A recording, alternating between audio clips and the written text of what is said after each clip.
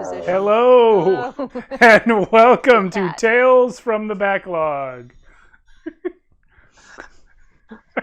He's not in a vulnerable position. He's almost entirely covered by the name tag. Yes, he's also has all the teeth and claws ready to attack. Yes. Well, as you know, because you've definitely watched this show before, I am Steve Boshear, and I will be your game master for the evening. We are trying out something new tonight, and when I say new, I mean brand new, not even done cooking yet. This is Magic and Mishaps, a new game that is in development by a fellow named Jake, whose last name I don't think is even in the book. But maybe he'll pop into the chat at some point and tell us his last name. But it's Jake. It's this game by Jake called Magic and Mishaps. We are, I believe, the first people to play test it, with the possible exception of his own group. And we're going to see how it goes. This is a game about wizards who can cast a wide variety of spells, but not all of them very well. So I'm looking forward to that mechanic. Why don't we introduce our players, starting on my left, which is actually my right. Yeah. In real life. There. Hello, I'm Sarah, and I'm playing Violet V. Vogel. There. Oh, was there something else? No, that's all. I mean, you could say something else if you would like to describe the character, or... I decline to say anything further at this time. Sure, whatever. Go ahead. Hey, I'm Jason. I'm playing Kelton Queenson. I'm a Urbex witch tonight. For those who are unfamiliar with the cool kid lingo, like I was earlier today, what the hell is Urbex? It's urban exploration. Yeah, I figured that out from context eventually. Breaking into abandoned places and exploring them, and then getting out before the cops get there. Right. Yes. I knew what urban exploration was. I just never heard anyone abbreviate it before. Well, now you have. Now I have. So I'm Kenny, and I'll be playing Ricky Lowe. He goes by the name of Bull. He's a strong, gentle giant, a bit clumsy, but he means well. But not prone to violence, but is very defensive of his friends. Would you cast yourself with Richard Mall?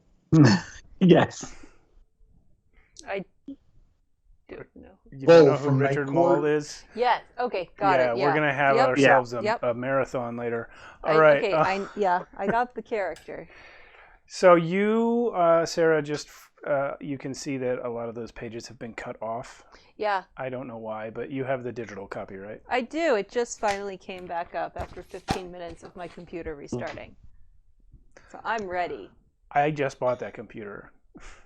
Yeah. I don't like that it takes 15 minutes to start. Well, in fairness, it was probably closer to 7.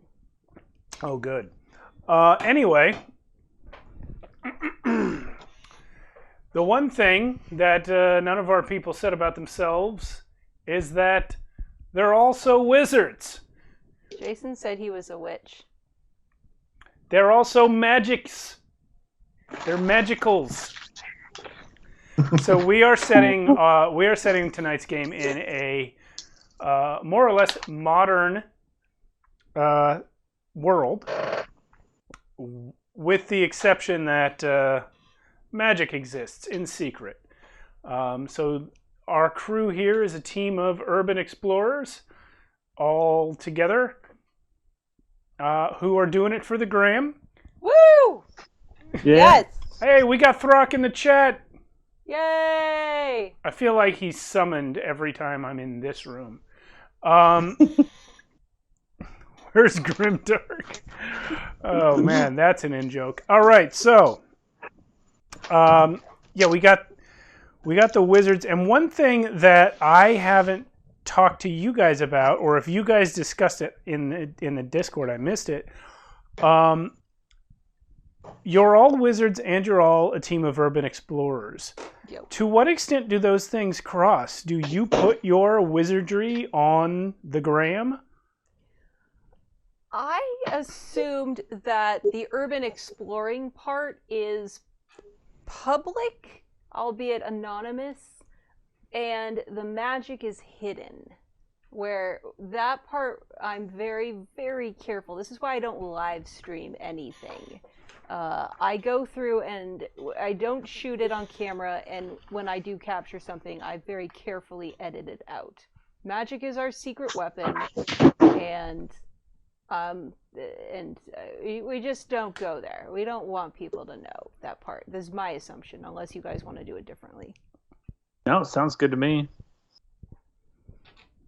Okay. Hidden magic stuff. That's why I've got a really appropriate wand. Yeah, your right. background sort of cropped that out. I didn't see what it was. It's a Leatherman. A Leatherman. Nice. All right, so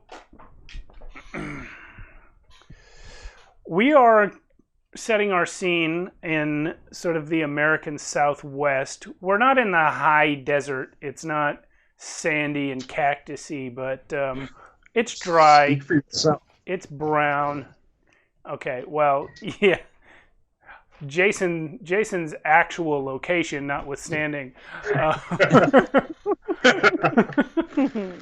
There's more than sand and cactus here, but not a lot more. As you guys approach the small town of Quorn, it is called Quorn, Quorn. QQR, all right. It might mean something. I don't know what that is. It's probably a coincidence if it does. All right. So you three are approaching the town of Quorn because of reports of people going missing there.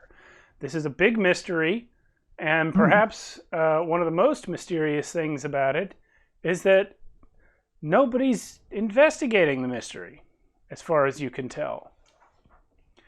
It's more of one of these sort of copy pasta internet rumors. But when you looked into it, you discovered that, oh no, these disappearances are real. They're just not making the news for some reason. May I ask how we found out about this? Because you spend a lot of time in underground conspiracy theory internet websites. Fair. All right. Do we have I'm assuming we have a vehicle then, a group vehicle? Well, or at least one of us. You tell me, which one of you guys do you think would be driving, and what sort of vehicle would it be? Not it. I'll take this one. I feel like Violet is the go-getter of the group and has like a series of terrible retail jobs where she can at least afford a really old Camry that she insists on calling the Mystery Mobile, even though it's just a stupid gray 2004 Camry. I was 100% certain you were about to say station wagon. She dreams of having a station wagon with enough room for all of her stuff. But it's just a Camry. All right. So you approach the town of Quorn. It's nestled in between some hills in sort of a low valley area where it is shaded from the worst of the heat at sunrise and sunset. But in the middle of the day, it's going to get baking. Okay. And you arrive here early in the morning when the shadows of some of the hills are still stretching out over part of the town. It's not that big of a town. It looks like it has a population of maybe 2,000. What would you guys like to do as you approach? Well, I've got a quick question. Yeah. People have been disappearing here, but it's not an abandoned town. Correct. It is a town with a population of around 2,000. Okay. But people have been disappearing, and these reports have been, there have been police reports, and it's not like a secret that they're disappearing, but it also seems to be not a big deal. You have found records of no less than 10 people in the past year who have just vanished. Residents of the town or visitors? Residents. Okay. I would like to ask, if I may, to have done a bit of research and looking for the person who seems the most plugged in, like somebody who has family or friends that I can track down in the town, somebody who left a spouse or a parent or a child. This sounds like a great opportunity for our first roll. Woohoo! All right. That is 100% a smarts roll. Yeah. So this is a dice pool system. We roll d6s. We have 3 stats. The stats are strength, speed, and smarts. So whatever your number is in a stat, that's how many dice you roll. Fabulous. I have 4 smarts. Please roll 4d6. I'm going to set the target number at 4 for this one. So if any of your dice come up 4 or above, you will find this person. I've got a 2, a 5, a 1, and a 3. Okay. So you have been speaking on 4chan with 4chan? Yes. Okay. 6chan, whatever. With let's name this guy Jazzy J. That's what we're gonna call him. And Sure. he's willing to meet you at the Starbucks that's near the center of town. He says he'll be in the shaded the shaded table that's farthest from the windows near the bathrooms around the corner of the Starbucks. So you have directions to this Starbucks if you want to go straight there. I'm down. You guys want any snacks, any bathroom breaks before we pull up to Starbucks? He's going to be right next to the bathroom, so I guess, we can go there. No, Kelton has a decent bladder size, and he went before we left. I appreciate that, Kelton. You always plan ahead. What about Bull? Bull needs to pee. All right. Can you wait till we get there, or? He's gonna have to run in as soon as they get to Starbucks. I will pull into a gas station because, first impressions are everything. I'll pull into a gas station first and re-gas up the car, just so we're ready for anything. I want to be ready. Jake Holmes, guys. The Hey! author of tonight's mayhem is Jake Holmes, and he is in the chat. Thanks for stopping by, Jake. I know you're busy. He's on the other side of the planet, so this is an awkward time for him to be watching, but he came by, so that's cool. Nice. Welcome to your game. All right, so you guys are all into the Starbucks. Rick the Bull has torn through the Starbucks to the bathroom. Did you even look at the table? We're not doing the gas station thing? Oh, I'm sorry. I was reading the chat. I must have missed the gas station thing. You stopped? Yeah, I'm just going to stop at a gas station to gas up, be ready for anything. I'm just about empty, so. Okay, Rick, are you going into the gas station? Yeah. And then I'm going to buy a Slurpee on the way out. Well, on the way in, make me a smarts roll. Ooh, okay. This is going to be a target number of... You know what? In corn, this is going to be a target number of 5. I got a 6. Okay. They do have the key at the desk. Ooh, yes. I grabbed the key and. Yeah, it's like a long. It's attached to like a skateboard without wheels, and it says "Men" in big letters on it. You make it out, and you can have your Slurpee. All right. Nice. All right. Oh, brain freeze. Yeah, I just put in $20 and I'm already down a third of my cash. All right. All right. But I'm ready if we need to get out of here fast. Right. Yes. The rules on character building are a little loose with the cash issue because it says you can have about as much as it costs to buy a new set of clothes. But of course, how much a new set of clothes costs really depends on the person. $1 million. Yeah, I could probably make do with $30. Yeah. I know people who couldn't buy a shirt for that much. Anywho, we're off to the Starbucks. Yeah. All right. Do you have to go to the bathroom again by the time you get to the Starbucks?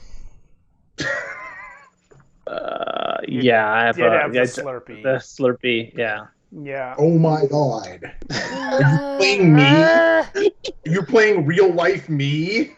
So now we've caught up to the scene I now we've caught up to where we were earlier as Rick runs through the Starbucks to the bathroom. Rick, roll me a smarts check, difficulty 3. I got a 4. All right. Well, you do see someone sitting at the table farthest from the windows, and he is wearing a hoodie which is pulled way up over his face, and a pair of sunglasses. Well, I'm going to the bathroom, so... Yeah, I'm just letting you know you saw what he looks like. Right. He's trying to hide his face, but like a hoodie and sunglasses doesn't make you invisible. It actually kind of does the opposite, especially inside. So yeah, that's Jazzy J. Okay. Are you gonna walk up and talk to him? Yeah. Can I call a quick retrofitted action here? Yeah. I would like to cast my rank 1 Weave Seeker spell before we exit the car. For spell casting, all right. Weave Seeker, I didn't look up your spells that you guys chose. All right, so when I cast this spell on myself, I can detect the presence of magic as the weave glows in the area. Okay. And I have rank 1, which lasts 10 minutes. Any active magic within 20 feet of me is visible. Okay, so when do you cast this spell? Before we get out of the car at the Starbucks. Okay.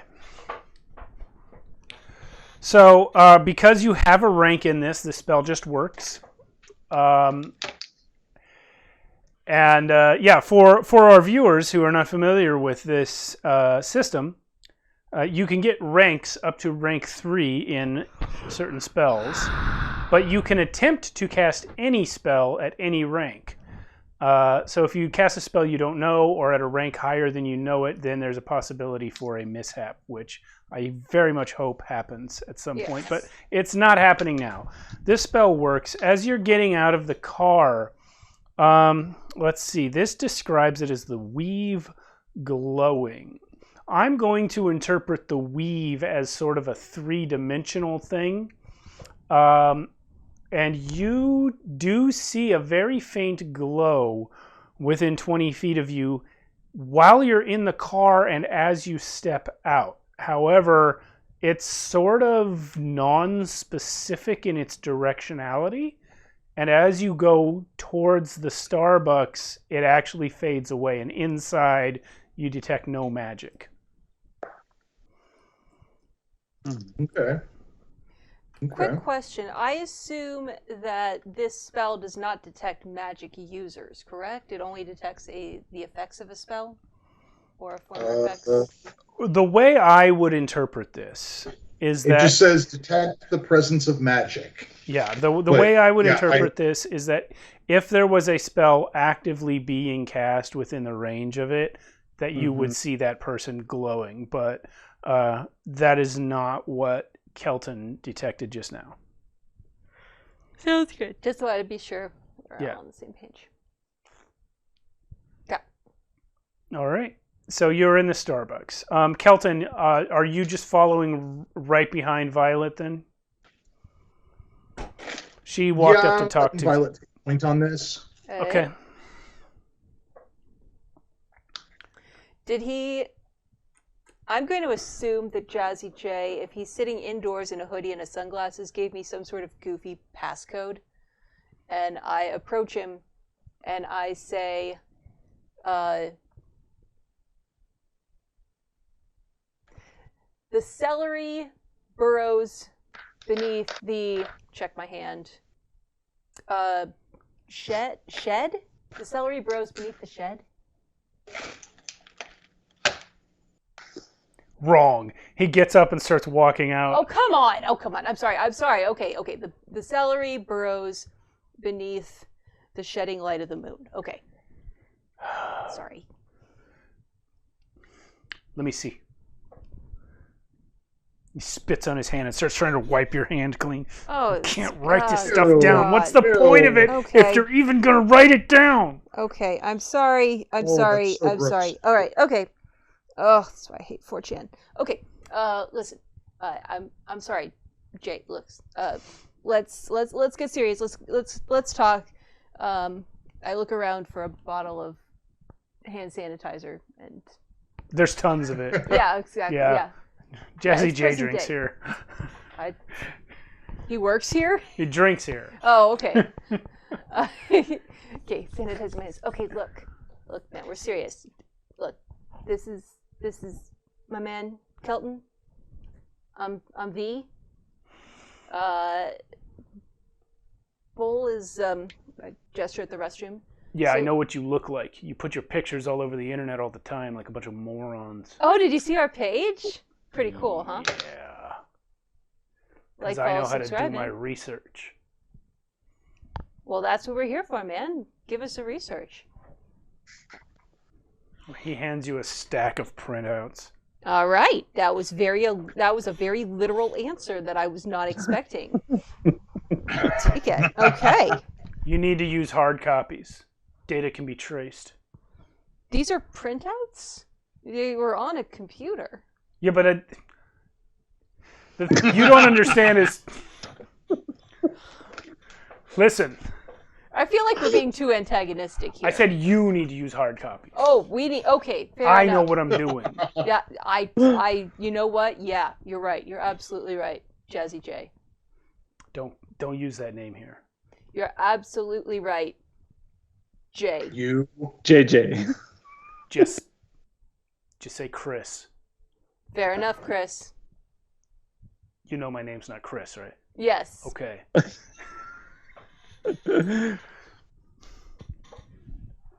All right.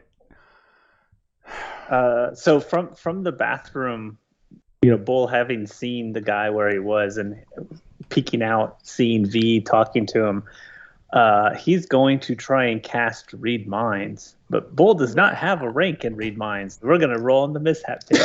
Okay. Yes! Roll. Wow, that's happened a lot faster than I thought. All right. So this is a D66 roll. Kenny gets this game. Well, I think I have to see mishap occurrence first. So Okay, yeah, you're right. yeah. So I get to roll the 2 6s. Oop. All right, we're going to check out that mishap table. Woo! All right. So Does the spell at least work? no. Okay. So let's see what happens in the middle of this Starbucks bathroom. So spell does 2d6 damage to another random person within 10 feet of the target. What's the number you rolled? What's that? What's the number you rolled? What did you roll? A 2 and a 4. 2d6 damage. There it is, to another random being within 10 feet of the target. So the way I interpret this, it excludes the target. Right. It says to another random being within 10 feet. So here's what we're going to do. I'm going to roll 1d6.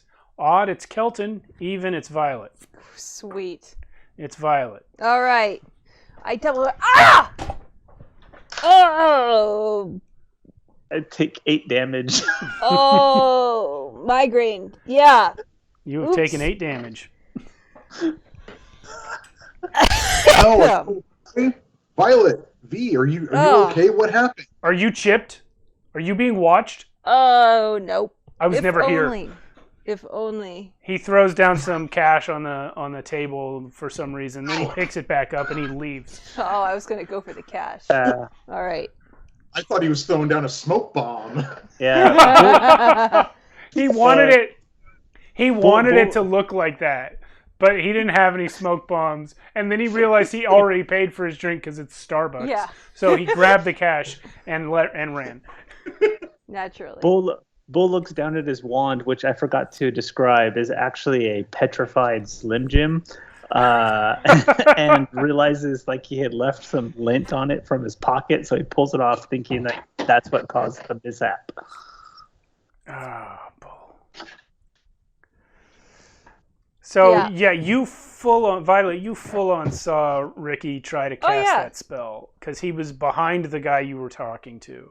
Yeah, no, I'm just giving you the look of death. Sorry. All right. Happens to the best of us. It actually does. That's what's so funny. Yeah. All right. And I pass. I put down my sunglasses, put my head down on the table for a minute, and I push the stack of papers to Kelton to read through. You get an alert on your phone. My phone? Yeah. All right. I pick my head back up and I read it. There's a new post from Jazzy J. Oh boy. It's like 12 paragraphs long already. Like it looks like he wrote this in advance, but then just changed some things. He's describing a meeting he just had with some CIA spies that were trying to infiltrate his organization. And one of them suddenly doubled over in pain when her brain chip malfunctioned. Oh, brain chips. Speaking of that, Bull feels so bad for hurting V that he's going to try and cast Healing Touch. Oh boy. Oh no. Does he have that? No, of course not. Okay, roll it. 6. I can attempt to cast the spell, but there's also a mishap. So it means I guess I do cast it. So I will. So you will heal. Let's see. That is 9 damage. So I heal you back up. But the mishap. 35. The spell deals maximum damage or does maximum healing, but the caster 2d6 damage. Yeah, I was like, the Slim Jim, I can't control it. Like, my magic goes too strong. Sucks out some of my What life is the force. magical... What is the maximum possible healing on the spell? 12. You take 12 healing. Well, no. Sorry. Maximum healing... You can't go that high? Yeah. Well, yeah, I only took 8 damage. Okay, so you're at full regardless. And then, you're going to take 2d6. I'll go ahead and roll Sure. 2d6. I've already forgotten it. It is 7. All right. Open. Hey, if there's a magic mishap table, and the titles in the game, we're gonna have to cast the magic to do some mishap. Yeah, Yes. I appreciate that you have your first 2 spells were both ones you don't have. Yeah. Why not? Oh yeah. No, go for it. What kind of damage do you do to yourself? Well, speaking of which, then Bull's gonna try and heal himself. So I'm gonna roll. At this point, I'm just gonna grab your hands and your wand, and you're like, Bull. Oh, I don't make it in time? Yeah, no, I. Yeah. You know what? Do a speed check. Okay. This is gonna be do an opposed speed check. 2, 3. All right, yeah, because I'm very slow. 4. Yeah. I rolled a 3. That's my highest. Okay. Okay, so I roll all 6 of my speed. Yes. Okay. Yeah, I got a she 6. fully stops you. Okay. Yeah, I what's the word? I jump over the table, like the full knee slide over Vault? the table and just Yeah. Right. stop. Okay. Maybe let's try it outside. Okay? Oh, okay. Sure. Okay. All right. Your pants are wet from your knee slide over the table. Sure. Everyone's looking at you from your knee slide over the table. Well, everyone on that side of the L-shaped Starbucks. Yeah. You guys are just leaving then? Yep. Yeah. It looks like it. To cover it, Bull goes, "No, you can't have my Slim Jim," and then like walks out. Like, I really wanted that Slim Jim. Okay. Kelton is going to grab up all the paperwork. All these reams of probably dot matrix printed out paper. 100% correct. Oh, nice. Yeah. Points for style. He didn't to even have the Jazzy J. courtesy to tear all the seams on it. no, I hope he didn't, because Bull's gonna be tearing him off in the back seat of the car. Oh, yeah. While we drive to the next location. No, Well, you're I don't not, have your sheet up, but what is your smarts score? Oh, actually, Bull's very smart. Okay. He's got a 5. He just likes doing fun stuff like that. All right. He's smarter than he's smarter than both of us. That's awesome. Bull is in fact the brains of this group. You'd think so. What is his? What is your strength score, Bull? 6. Okay, that explains the name then. Yeah. Yeah. So you're. Are you guys going to actually read the papers, or are you just going to pull the things off of it? No, I'm taking the papers with us. Okay. Yes, we are reading the I picked up papers. this stack of paper, and brought it with us because I figure while we're in the car, going wherever we're going to figure to go. Oh, no, I heard that you brought the papers, but the next thing I heard was that Bull's just in the back seat tearing the edging off. As he's handing the sheets to somebody to read. Okay. Fair enough. So let me see. How long does your Weave Seeker spell last? 10 minutes. You definitely have not been in there 10 minutes. When you come out of the Starbucks and approach your car, the weave out here is glowing much brighter than it was when you went in. And you now can sort of infer a direction from it. If you were to, instead of walking to the car, if you were to turn and go to your right, up the street a little ways, you would see it growing brighter. Bowl. Magic this way. Maybe we should check that out. All right. What's in that direction? You guys are pretty much on like the main street of this little town. I mean, I'm sure we've all done road trips and been to these little towns that are out in the desert, and almost everything of significance is along one big street. If you get further from the street, you just get to like people's houses and stuff. So you're looking up the sort of main street, and you can see a lot of shops, a lot of gas stations. It's kind of where the highway comes through, and there's a lot of fast food, and basically everything you'd need if you didn't live here and weren't going to stay. So are you all going with Kelton then? Yeah. Yeah. While we go, I will attempt to cast Healing Touch on Ricky. Do you have that spell? I sure don't. Okay. All right. So, and it has a Restore Force on it, so I don't think you would have been able to cast it on yourself since you just cast it on me. Oh, yeah, that's true. There's a Restore on it. Okay. I'll be like, ah. Restore means you can't. Unless, well, you roll again after you cast it to see if you get it restored. So true. So I should have rolled to see if I could cast it again, basically. Yeah. All right. So Restore 4. I rolled a 6. So yeah, I could have cast it again. Okay. All right.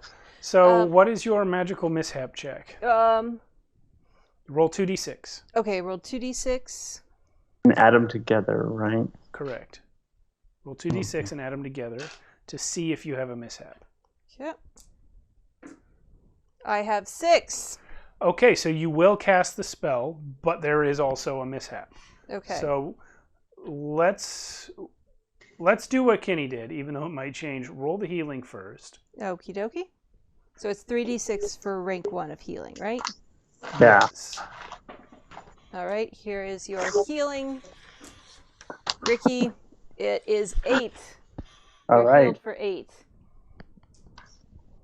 And then D6 And then is 6. then 2 d6s for the magical mishap. Yes.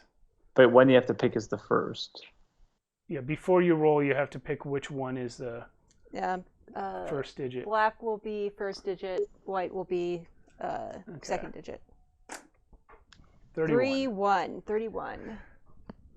Okay, well, The this spell is happens 1 round later. this is irrelevant out of combat. The spell happens around. So you cast it. Yeah. Nothing happens, and you're like, it didn't work. Yeah. Just for flavor, the way that I cast, is, by the way, is that I pull the chopstick out of my hair.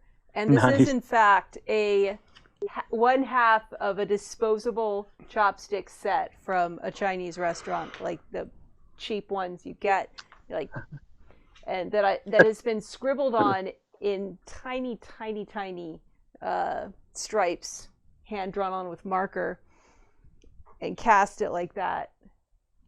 But yes, so nothing happens. Nothing happens. Yeah. And you've never done this spell, and you were kind of just thinking about what you want to happen, and it nothing. You're whatever. A full 10 seconds later, Ricky, all of a sudden, your headache just vanishes. You feel like Nice. $1 million. All right. Yeah. Hey!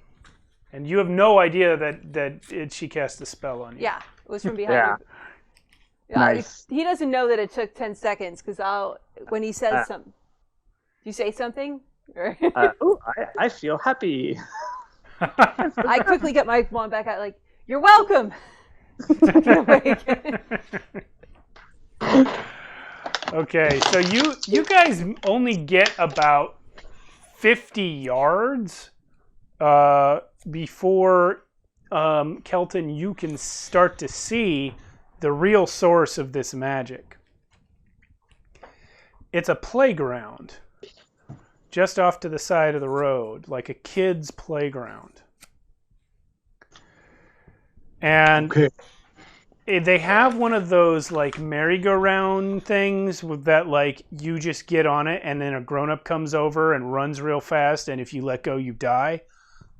Like, they have one of those, but it's not spinning at the moment. Instead, there are 3 young women sitting on it in evenly spaced around the circle. Define young.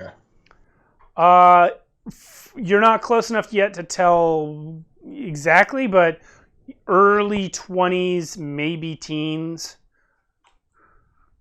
Okay, so young adults. Yeah, All right, definitely not kids. not kids. And yeah, they are the source of this magical glow. Do they look like they're casting a spell? Not to you, to Kelton they do. Okay. Yeah, so like I'm gonna kind of, hey guys, like the magic stuff, like the magic energy I'm seeing, it's coming from those 3 girls, like right there. Yeah, and they're literally sitting still. Can they see us? Have we approached stealthily? No, you walk down the main street in broad daylight. You're very visible. All right. But you haven't done anything to draw attention to yourself, though. Not Okay. yet. Not give it a matter of time. All right. I will just sort of, Kelton, I'll push your hand down and quickly turn my back to them to make it look like the 3 of us are just standing and talking. So Kelton will be looking over my shoulder at them. Like, quick question. In this world, I guess this is as much for everybody. Have we fought other magic users before? Because Kelton likes to go after magical stuff. I feel like we've probably tangled with other low-level That's folks before. backstory stuff. That's up to you guys. Yeah, just take a I second don't know. for our Have backstory. Well, I think maybe the question is, have you individually and have you as a group? Yeah. Yeah, I feel like Violet's more of a runner than a fighter. Like, she's not really a direct confrontation person, but, when she's more of a, like, throw a smoke bomb and run kind of gal. Oh, we're losing Joshua. Good night, Joshua. Good night, Joshua. Sleep well while you can. Like, we're more of I'm at. But I am definitely ride or die for the Scooby gang here. Okay. So what is your guys' take on this? It's a really good question, Ricky. How do you react to this kind of thing? How do you react to antagonism? Ricky is pretty calm, except but if it becomes violent, then he goes super violent. All right. So he's going to hang back and kind of wait and see, take the lead from the other two to see how they approach the situation.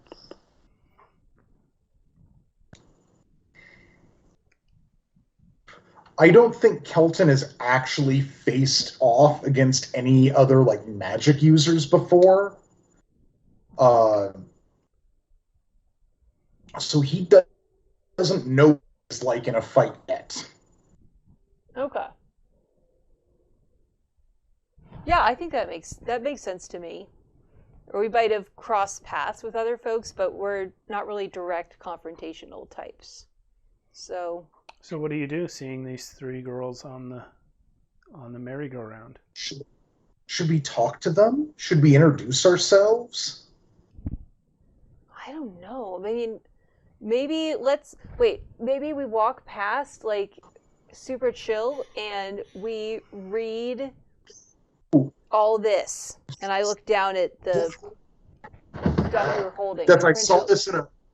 I saw this in a movie one time where there was a hole that people kept falling into, and so like other people wanted to know what was up with it, so they walked past it and just to see if it would start anything. Mm-hmm. Maybe we should try something like that. What happened to the people in the movie? Eventually it turned out it was a rabbit that had dug this hole because its old hole had been like renovated or something. It was kind of a stupid movie. Okay, that wasn't what I was expecting at all. But okay. Yeah, let's You hear from behind you a voice says, "In the movie I saw, it was a gate to hell." Well, I mean, people have said things about dingo pictures before. I spin around. Who has said that? And then I realized that it wasn't one of us that said that. Yeah. And instead of spinning around, I will do one of those like jump spins. Like I'm turning around, but I'm also like hopping away from whatever said that. Okay. So what you guys see is maybe like a 17-year-old boy who is the gothest motherfucker you have ever laid eyes on. Everything is either black leather or black mesh. He's got black leather gloves on top of black mesh gloves with no fingers on the leather ones. He's got like a full-on spiked collar. He's got like full white makeup with like black eyeshadow dripping down his face. He's got like the anime haircut of just like blackness just like coming down on every side, looking up at you with one eye. What time of year is this?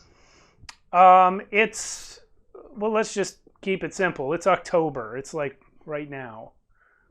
But again, American Southwest, it's not cold or anything. Oh no, it'll get cold. Not at this time of day. I'll, You're kind of mid-morning, early to mid-morning right now. It's not freezing. Aren't you hot and all that? Brad, look, man.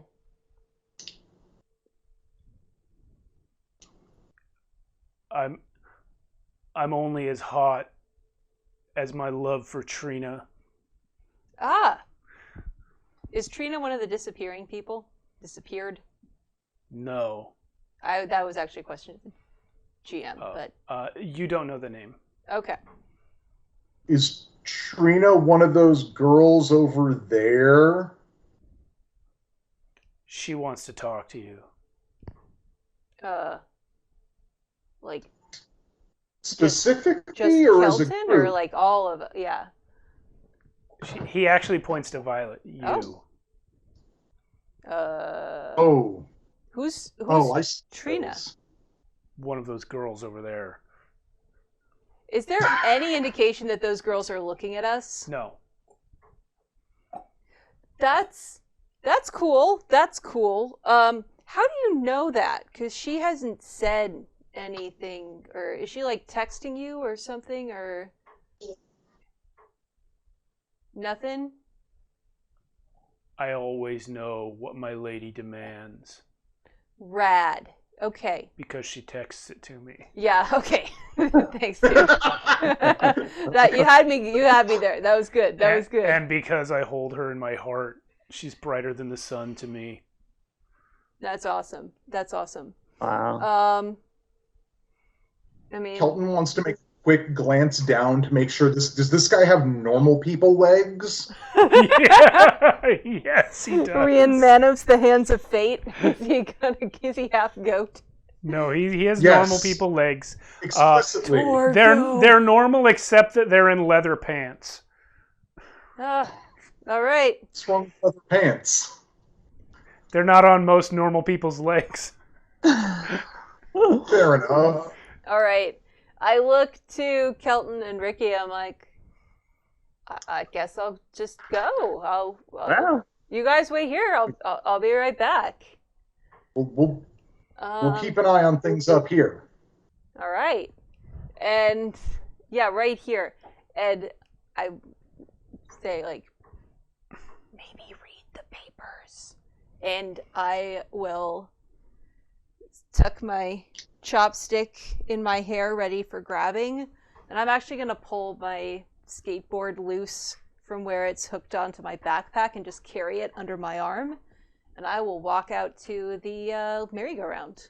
As you leave, the kid's going to turn to Ricky and say, "So, do you know what it's like to love so hard it crushes your soul gradually over time?"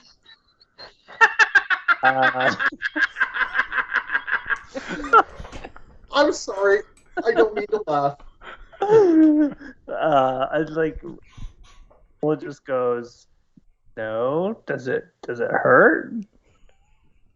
Sounds like it would hurt. I mean, getting crushed on your soul? It hurts. Yeah. It hurts. Yeah. Does shopping at Spencer's Gifts like help relieve some of that pain? Does Spencer's my mom Gifts even buys me my stock this kind of clothes. crap anymore? My mom buys me my clothes. Ah, yes. Your mom seems pretty cool then. Yeah, my mom's pretty cool.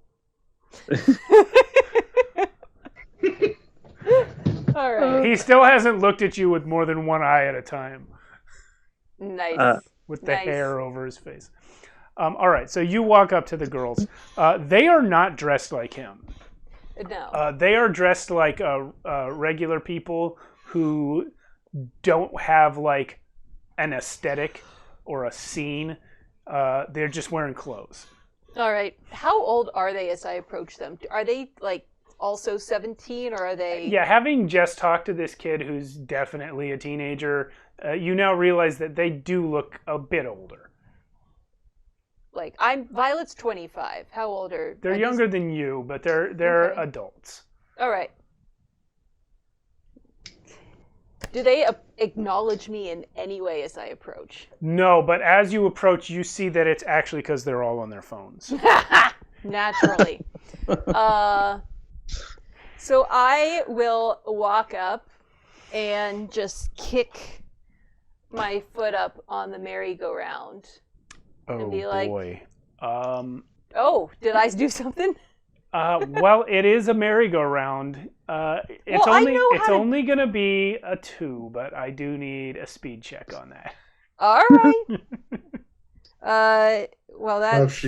I mean, I'm not, like, pushing it. I'm deliberately, like, putting my foot... I've got one foot planted. But you know what? Down. Those things are dangerous. Some of them you can't move with all your strength, and others, they'll just go, and you don't know which one this is. All right. I will roll with my 6 speed to see if I can beat a 2. Yeah, you're all right. Look at that. You're all right. I did. You could have used both feet, maybe. Yeah, I very carefully, with a healthy regard for merry-go-round and playground safety, put one foot carefully on the merry-go-round, lean in and say, Trina? One of the girls looks over at your foot that you've placed on the merry-go-round and says, "Where'd you get those shoes?" Oh, thanks. You know what? You wouldn't believe it, but Big Five, they have they're hiking boots, actually, but all in black. They're like ambulance driver boots. These are like the best shoes, and they are so affordable and just like useful every day. By the way, Cody, I do see you there. Thanks for coming by. So another one of them, the one who's kind of across from where you are, looks up at you and says, "Oh, so you didn't bring them back from the future and replicate a skin for them to look like regular person shoes?" No. All right, I believe you. Thanks. Is that what you did with your shoes? No. They're what do her shoes look like? Thanks, Jake. Good night or afternoon. Her shoes look like regular sneakers. I was like, is that what happened to your sneakers? You don't like them? No, they're fine. I'm not really much of a shoe person, to be honest. I mean, I kind of, I respect it. You know, some people, it's like their thing, and I totally respect that. It's not my thing. So Todd sent you over? Yeah, he said, "Are you Trina?" I'm Trina. He said you wanted to chat. What's up? What's up, girl? You're casting magic spells on my street. Is this spells? Mm-hmm. You're not that good at it either. You know, that's fair. That's fair. You know, game respect game here. That didn't go so great. I'll admit that. I'll own that. Is this game respecting game? Is that what it is? Yes. Okay. Here's the thing. We noticed you. Yeah. Because we're out here watching for things like that. Yeah. I'm pretty sure if you were from here, we'd have seen you before. Yeah, I'm not from here. You may not have noticed this, Trina, but a whole shit ton of people disappeared out of your town, and nobody seems to care about that. We care. That's why we're here. Everyone who disappeared that we saw beforehand, every one of them was caught up in some sort of magical effect shortly before they vanished. No shit. That's why we called you over. Yeah. Okay. When you say caught up in a magical effect, do you mean like they cast the spell themselves? Or it was just like any random person that gets a spell cast on them and then... We don't know. Okay. But you saw the magic effect. Do you know who's casting spells in this town other than yourselves? We know a few people, but none of them have disappeared. We think that someone else, we call them the Weave Walkers, We think the Weave Walkers are taking our people and that they are using magic to target them before they take them. We wanted to warn you, but then we realized you were casting yourself. Okay. Got it. Oh, this is great stuff. All right. What are you doing? I am... You know what? I'm actually going to be writing this down. Like, I took one sheet of Jay's printout, and I've got it folded into quarters, and I'm, like, scribbling on it with the stub of a pencil. And write, Weave Walkers. Okay. Got it. One of the third girl who hasn't spoken yet says, "That's like the paper from my dad's old printer." I know, isn't this wacky? Look, and I pull off the dot matrixy stuff. Trina Like, puts her head in her hands for a second and says, "Have you been talking to Chris?" yes. Chris is a conspiracy nut. Yeah, I noticed. All that stuff he printed out for you, it probably has nothing useful in it. Yeah, that's the risk you take with conspiracy nuts. But you drove here from where? A medium-sized city, probably about 4 hours away. Don't worry about it. And you drove here for 4 hours. Yeah. To meet with Chris. Uh-huh. And get his dot matrix printouts. No, I drove here for 4 hours, Trina, because this is the town where people fucking disappear. Chris was a convenient starting place, but I didn't expect to, like, literally be handed the information. Along with a DNA sample that I really didn't need. Don't ask. What? Don't ask. Do we need to kick Chris's ass? No, not that kind of DNA sample. All right. Well, you should probably get out of town while you still can. Are these Weave Walkers, it's for what you say, it sounds like the Weave Walkers are targeting people who don't have magic. We don't know if that's on purpose or if it's just because most people don't have magic. We don't know that. All right. Can I ask, like, I don't want to, like, put you in a bad spot or anything if y'all are keeping a low profile, but about how many other magic users does this town have? I'm not willing to share that information with someone I just met. That's fair. All right. Well, thanks for the heads up. Have all these disappearances happened in, like, one location? You're still asking questions like you're not someone who's going to listen to what I said and leave town. Nah, you're still telling me to leave town like you weren't listening when I said we came here to investigate this.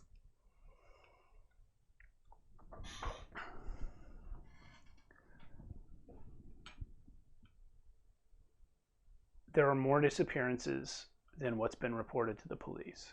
Oh, shit. The police aren't investigating the ones that have been reported.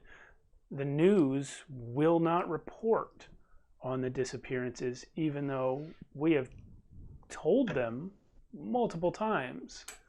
Multiple news organizations have been alerted to this rash of vanishings by us. They never follow up. You can see if people are getting magical effects. Are the police or the news organizations, are people messing with their minds, these Weave Walkers? We think so. Okay. There's something else. Yeah? If you go to a friend or a family member of someone who's disappeared, they will not remember that person disappearing. They won't know what you're talking about. In some cases, they won't remember that person at all. In some cases, they will not realize the person is gone, even if it's been months. There's something very strange. But we have not been able to detect any sort of magic affecting their minds.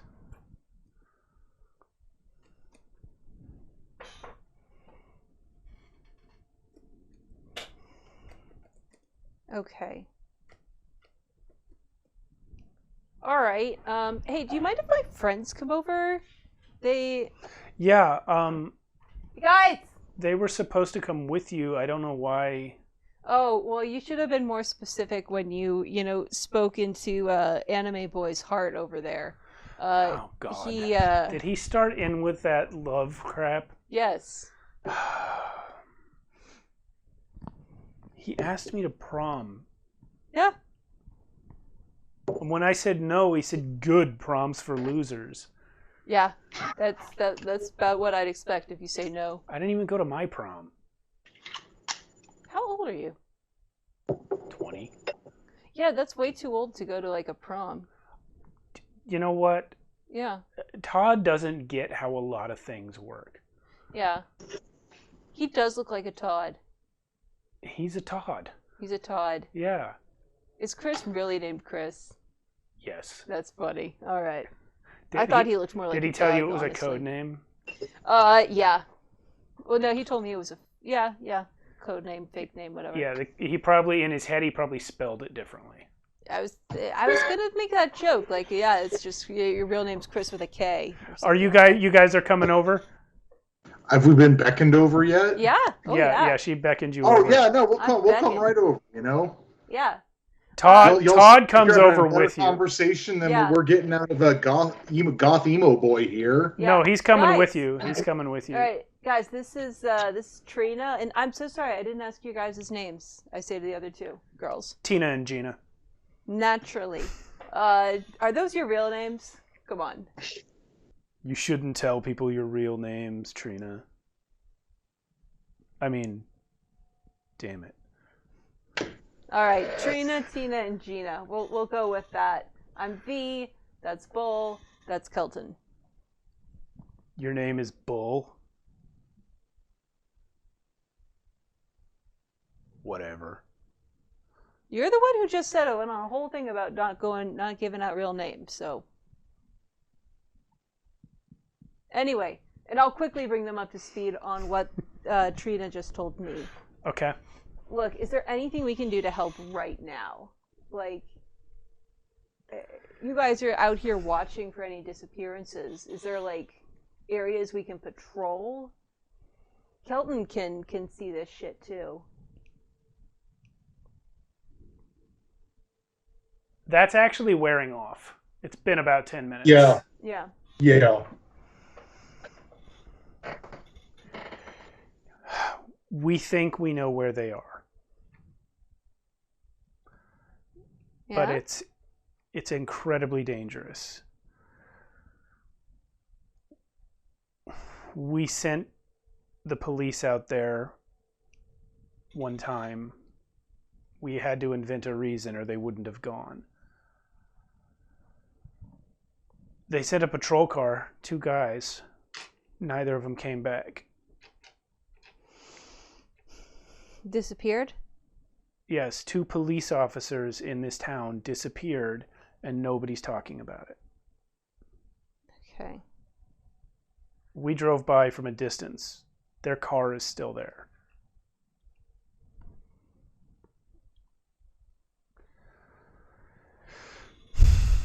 There's a cave north of town in the hills. About a year ago, there was a streak of blue light in the night sky. The weave lit up like fireworks. And a crash. And then there was a cave that hadn't been there before. No one acknowledged it. No one would go near it. But that's when people started disappearing. And only those of us who can see the weave were aware. Okay. If you go there, be careful and know that nobody comes back. Okay. No, I appreciate that. I appreciate the warning. We all do. Okay. Let's Scoobies, shall we step aside and chat? Head on back to the car. Any questions you guys have? No, it all seems pretty straightforward. We're gonna go out to this cave and, never come back. Kenny, I think you guys call yourselves the Scoobies? It's really stupid, I know, but Does it make you Velma or Daphne? Oh, Velma. Psh. Good. And I'm Scrappy. Honestly, ladies, I'm the Daphne of the group. They laugh. So, Bull's thinking... Does Todd look jealous? Maybe we should head to... I don't know. He's trying to think like if there's a library or something, if we can do some research, or if we just go straight out to the location. You know what? I'm going to pull out my smartphone that I totally have. Yes. And I'm going to check if there's a local historical society in this town. Yeah. They did say that the cave was formed, a year ago. The closest thing you find to, there's no local historical society. Like, the town isn't that old and nobody cares, but there is a public library which would probably have information about the town's history in it. To the library! To the library. To the library! To the microfilm reader. Yes! Trina, you guys are still right there, so Trina says, all right, you need to go 2 blocks that way and make a right. It's the building with the 3 columns out front. Okay. You can't miss it. Cool. There's a flag on the lawn. Thanks. I am going to attempt if they'll take my. Can I get your number? Can I send you a text so we can I don't know if we got any questions. If we mysteriously disappear, something I can text you we have mysteriously disappeared. But don't you know how to contact us using? I'm just kidding. Yeah. She gives you her number. Yeah, I haven't asked you to prom, so we haven't reached that level yet. So. You, Trina! And he runs off. Sorry, I forgot you were there, Todd. He's crying. Oh, I broke the goth kid. I'm sorry. All right. Tell him I'm sorry when he gets back. Oh, he's probably already making a TikTok about it. All right. We're just gonna. This whole game is just gonna be callbacks to the Discord conversation we had about this game. All right. That actually wasn't a callback. I was just making fun of goth kids using TikTok to express their feelings. Oh. I know. I'm a bully. All right. So you guys are going to the library. Yes. All right. Yes. On the way. Oh, sorry. On the way, I'm thumbing through this stack of papers from Chris. I don't seriously expect there to be anything in here, but. Roll a smarts check. This is going to be difficulty 6. So sorry. I need more coffee. I didn't drink coffee before the game. I got a 6. Chris 100% knew that cave wasn't there. Oh, well, look at that. Yeah.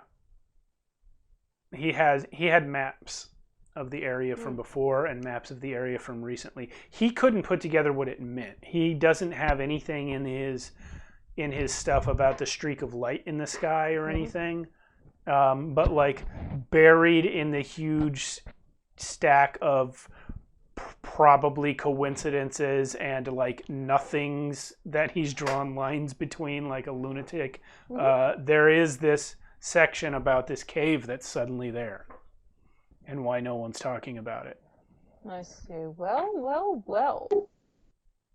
The DNA donor does have some insight after all. And I'll show it to these guys. I wish you'd stop calling him the DNA. Well, that was kind of exceptionally gross. It was gross, yeah. All right, yeah. So Trina and Chris have now both confirmed that this cave wasn't there. All right. That's interesting that Chris noticed that. And Chris isn't a magic user. No, but Chris doesn't, like, he doesn't have it as clearly as Trina did. He just has, like, it's like he's figured it out that this cave wasn't there. Yeah. It's not like Trina where she was like, there wasn't a cave, and the next day there was. It's like, what are they hiding? Look at these photos from before. And that, like, it's just, he randomly stumbled on a factoid. Yeah. Is the cop car in any of these pictures? Yes. Yes, there is a police car in one of the pictures. All right. Interesting. All right. So you guys are headed to the library? Yep. All right. Yes. You will, you reach the library. And before we investigate the library, does anyone mind if we take our break a little bit early? Sure, that's fine. All right. We'll be back in about, let's make it 15 minutes this time. Thank you, everyone, for watching, and we'll see you then. And we're back. At the library. At the library. Yes. That mystic realm of forgotten tomes. The Quorm Public Library.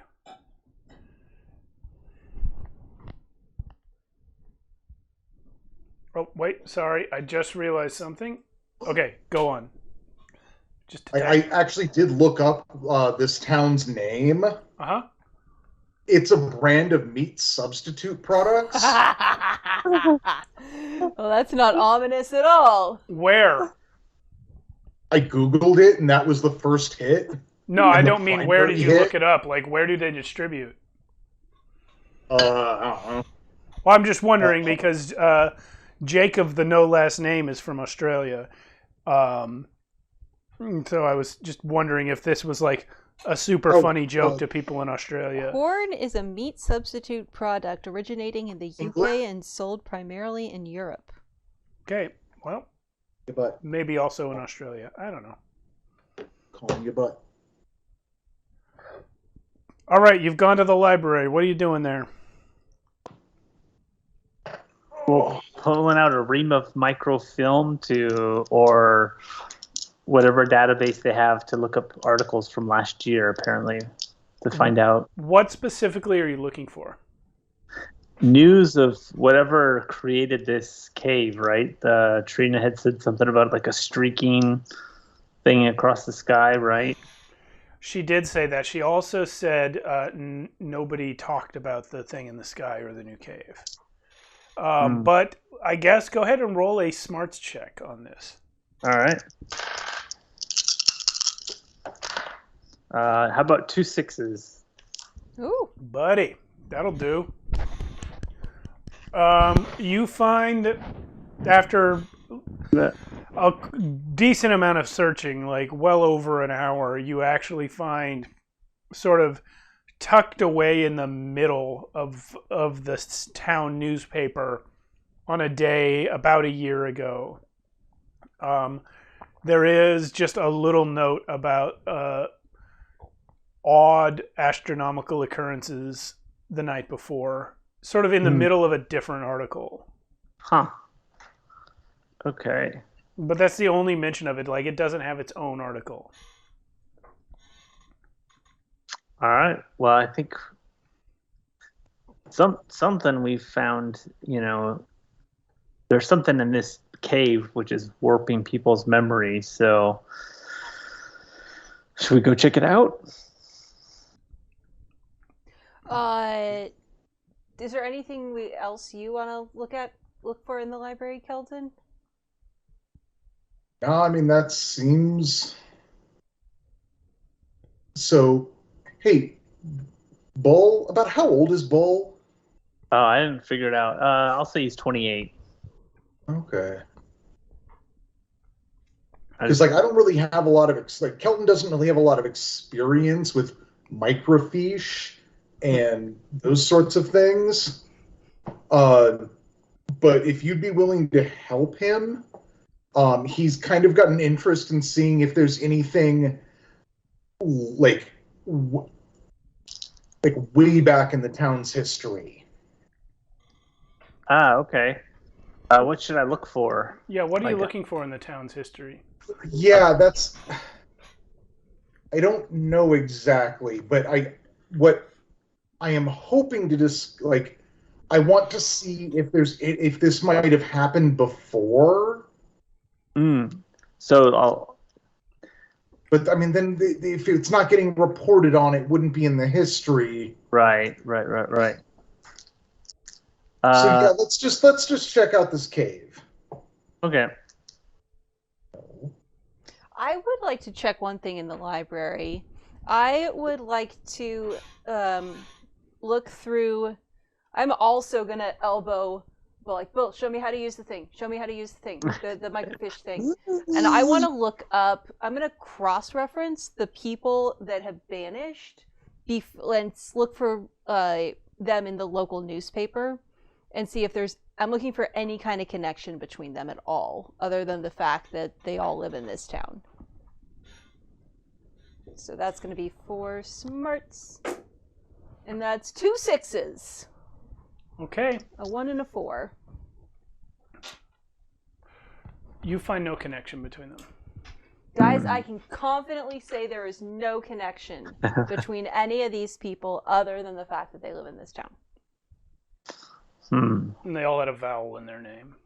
They all had a vowel in their name and some consonants. And statistically speaking, probably at least one of them was named John. Actually, no Johns. No Johns, a mysterious absence of Johns. Johns might be immune. Trina did tell you that there are missing people that were not reported. Oh. True. All right. Probably one of them is John. I briefly consider trying to look through the paper to see if I can figure out any clues to who the unnamed missing people might be, and then I think, nah, that's boring. I'm done with this nerd shit. Let's go spelunk. Let's go spelunk into the deadly magic cave. Have you guys been posting any of this? No. Kelton has. Oh yeah? V's the one who's into the Insta stuff. Yeah.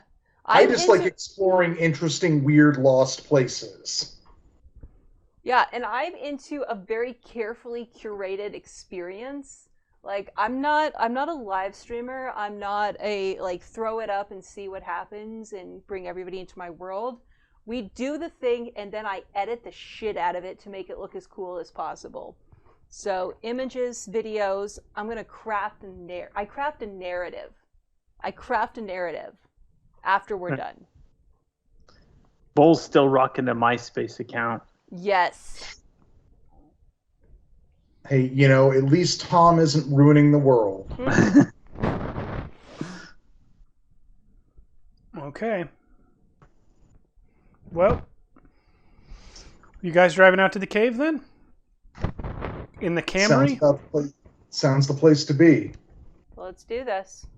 We got a clear destination, and that's, yeah. Okay. Well, it's not too far out of town. Even not being familiar with it, having, your maps available, you get there within an hour. It does help that there's a visible, rusting, weathered police car out front. Looks like it hasn't been turned on in a while. Covered in dust. I want to try the doors. Yeah. Of the police car? Yes. One of them's open. Ooh. What's inside the police car? Cop shit. Scamods. A locked up shotgun? Yes, there is a locked up shotgun, and there's a computer and a radio and whatever else they have. I'm going to help myself to the cop quality flashlight. That isn't there. Ah! I'm going to help myself to that cop quality shotgun. That, how are you going to get it out of the locking thing that it's in? Why, I'm going to cast Unlock, rank 1. Aha, is this a spell you have a rank in? Yes. Then you are the owner of one shiny, dusty old shotgun. I have no idea how to.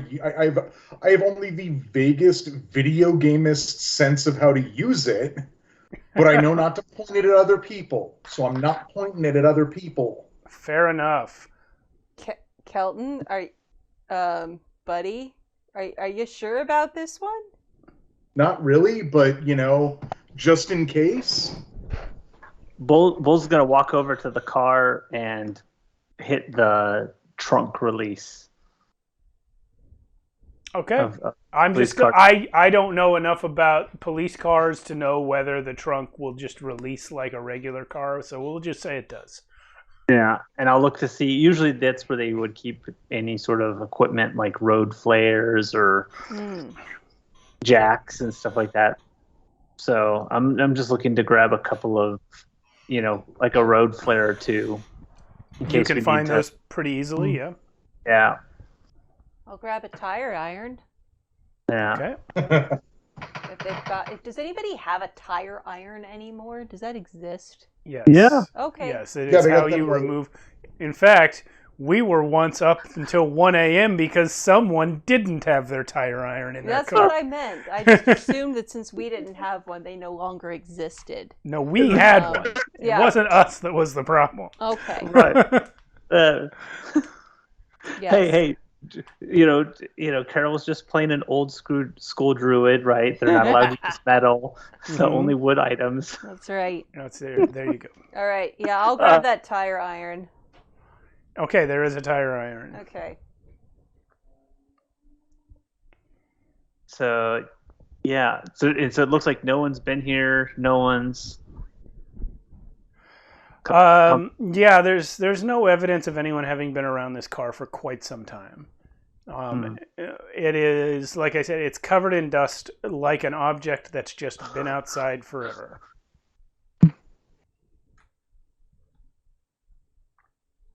Yeah.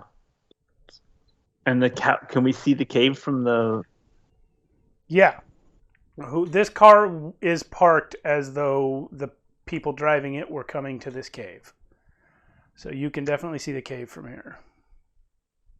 Well, that's not ominous at all. The mouth of the cave is about 20 feet tall and 20 feet wide.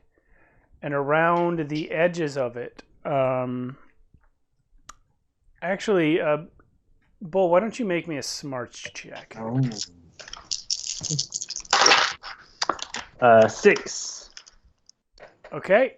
Yeah, you see that around the edges of this cave, the stone of the hill has been blackened and charred. Oh. Probably from the impact of whatever caused the cave.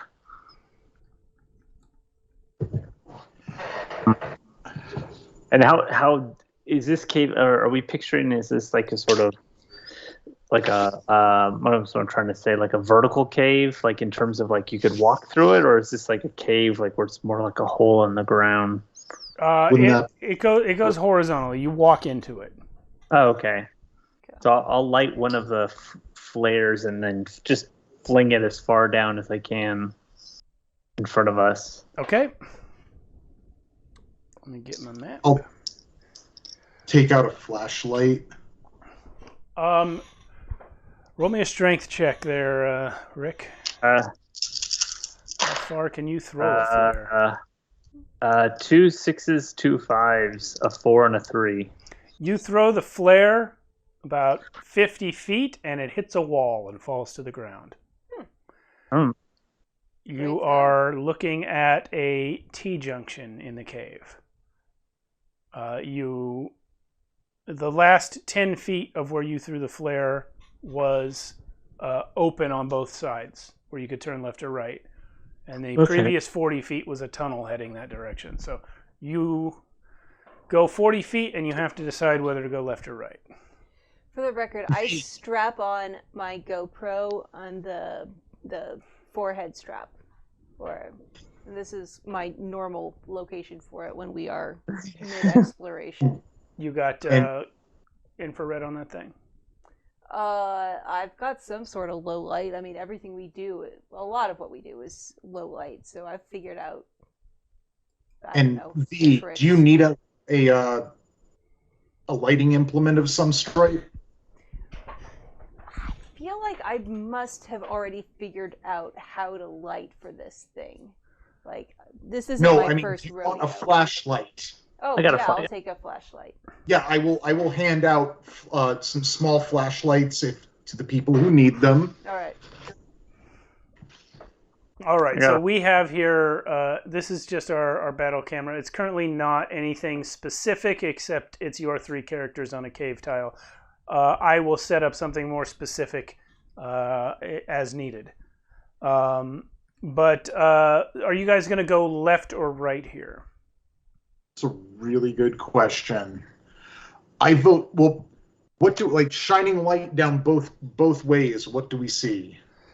Something very similar in both directions, actually. Going to the right, you see that the passage curves left and out of sight.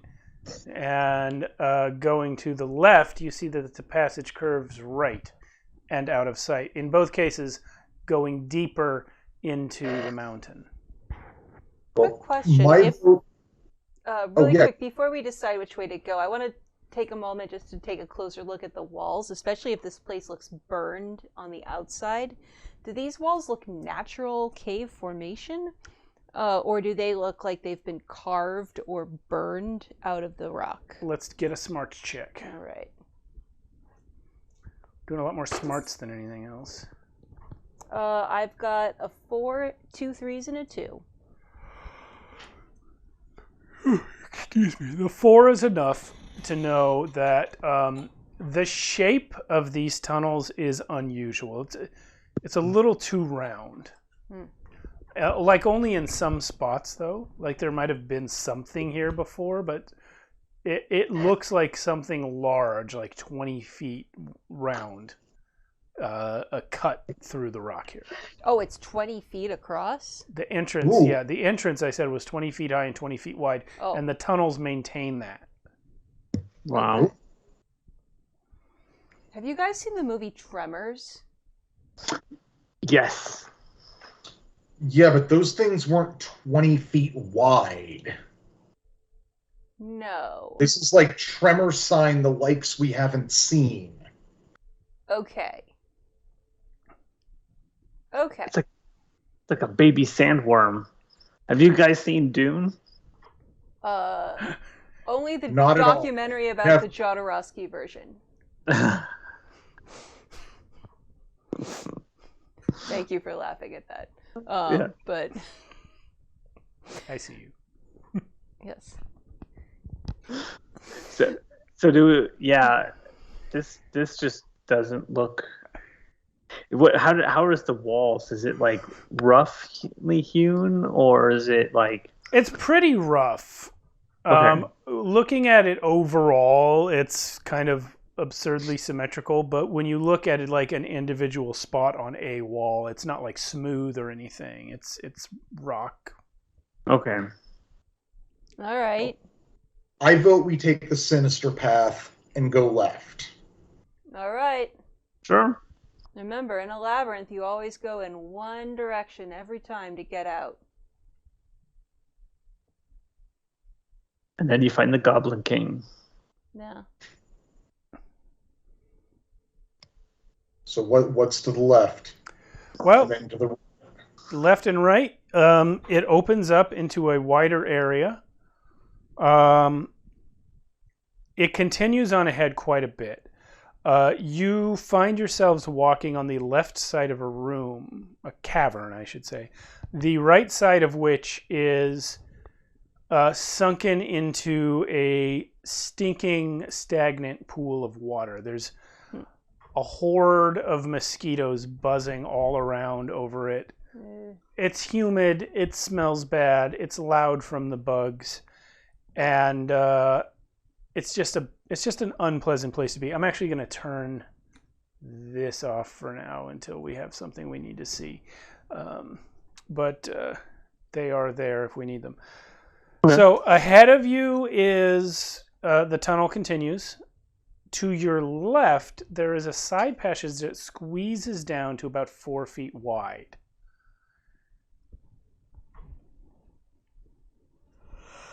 Can we see anything of, does this cavern we're in, does that connect? Do we see something that that looks like it would have been where the right-hand path would have gone? No. Okay. Is there anything beyond the swamp with the bugs? Is that a dead end, did you say? You can see the cavern wall on the other side of the pool. Okay, so it's a dead end. There's no more. Yeah. Okay.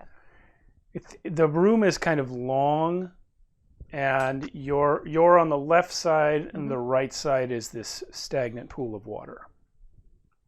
All right. I'll crouch down, and the little 4-foot tunnel is on the side with us. Yes. It's a little bit ahead of where you enter. It's about 40 feet ahead of where you enter, but you can see it. I will slip forward just to take a look down this cavern and see if I can see with my little flashlight how far down it goes. It goes down about 20 feet before there is it widens out and then turns right. I look back because it goes through. There is also, you're looking through the narrow tunnel that was to your left. There's also the wider tunnel continuing forward.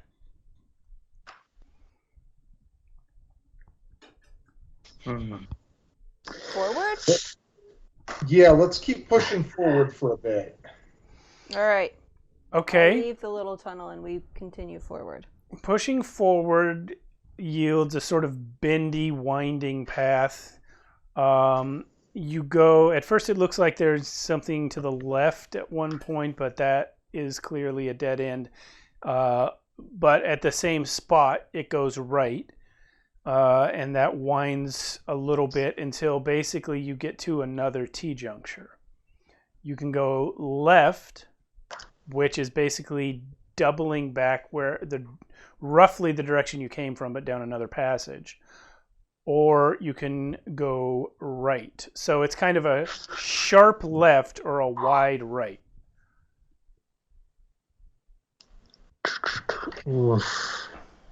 I vote for left again. Yeah, let's keep taking the sinister path. All right. You all have flashlights, yeah? Yeah. Right. Okay. After about 40 feet, the tunnel starts to widen out here. Oh. Until you realize this is less a tunnel now and more a cavern room.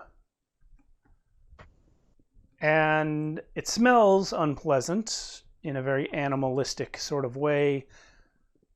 And as you shine your light through the room, something hairy and fanged stands to its feet and starts growling. Uh-oh. And it's not alone. Uh-oh. How many? You see 3 wolves. You have just walked into a wolf den. Ooh. All right. Could we bewilder them? What we will do first is roll for our turn order. All right. Yeah. 1 dice or 2 dice? Let me double check. I think it's just a straight speed check from everyone. Oh. And then it says for each type pool is considered separate, and the one with the most success wins initiative for their side and goes first. Yes. So you guys are rolling against the wolves. Yeah, So I got rolling 0. our speed dice. Correct. What's the check level? 6 it's contested. for initiative. It's contested. Okay, I got 3 5s. If you rolled a 5, you win. You guys win. So Okay. your side can go 6. first. All right, you guys have won because the wolves didn't roll anything higher than a 4. So you guys have won, and you can choose. I guess Jason, since you rolled the 6, you can choose. is everyone going to go together, or do you want to split your team in two in the initiative? I don't mind going all together.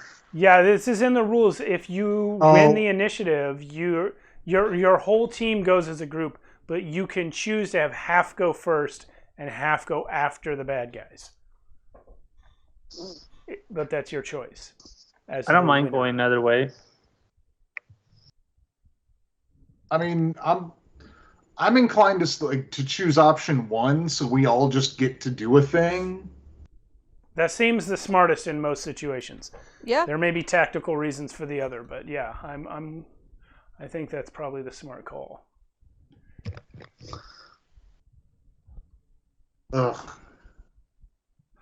Here, you know what? This is the situation in which we need a camera, perhaps. Let me grab us. Well, no, Violet's got the GoPro going. Yeah. Yeah.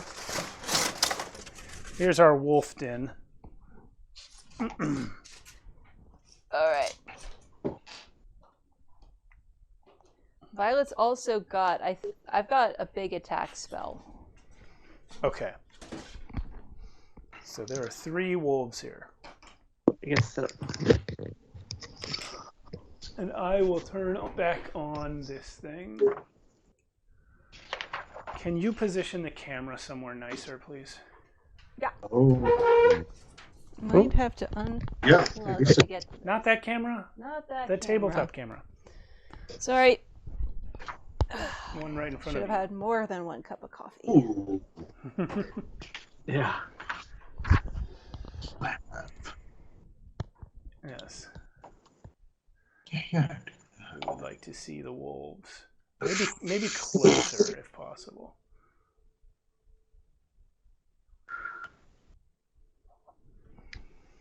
But those camera moves. Thank All you. right. All right. So we do have kind of like, this is backwards, but I won't put it down. But there is the passage continues behind them out of this cavern. So you guys have won, and Jason, you wanted to do a bewilder spell, yes? Oh no. I was going to say, V, you should bewilder these wolves. Oh, I see. Okay. You have that spell? I do. How many ranks? I have 1 rank. Okay. Hold on, but I don't. Hold on, let me pull up the spell details. It only will bewilder one of them, whereas I also have engulf, where I just send a explosion of magic. And yeah, I hear what Kelton says, and I just at the very last minute I'll go like, shit, and I'll cast Bewilder as he asked me to. Okay. Because I'm like, You don't have to. I'm just, I these are wolves. Like, just it's that they look like monster wolves. Sorry, you broke up almost completely until monster wolves. They're yeah. dead. They're just innocent animals. I get it. Sorry, I Okay, shouldn't well, wait, can you explode hear me them. now? Yes. Yes. We got you. Go ahead, Jason. Do these look like weird, creepy, scary monster wolves, or do they just look like basic ass wolves that we've just walked into their den? You know what? Roll a smarts check. I can do that. I got 2 4s and a 6. Yeah, so they're scary as hell, They're a lot scarier than you would have thought a wolf den would be, but there's nothing about them that looks monstrous or mutated. They're just some big pissed off wolves that you walked into their den. I mean, we've literally just walked into their home. Yeah. Yeah. Excuse me. But V, you might be able to use some magic points to bolster your Bewilder spell. Oh, yeah. What page is that on? The magic points page. It's on this printout I have that says magic points. Yeah. Basically, you have some magic points on your character sheet, and you can spend one to up the rank of your spell. All right. I can up the rank of the spell? Yeah. Yeah, if you spend one, you can cast a spell. You have ranks in at one higher without having to roll a magical mishap. I will do that. I'll take a magic point, and I'm going to bewilder 2 of these wolves. It is a smarts check for them. Yes. So is that contested? I'll roll my smarts against theirs. That's a good question. I wasn't quite sure how a check works. They can make a smart. I think for them it's going to be a 6. Whenever the GM is attempting to hit a player character, the target number is always 6. This might be missing information. I'm going to make 6 the target number. That makes sense to me based on how that other mechanic works. So where is the stat block that I was using for this? It's way over here. Okay.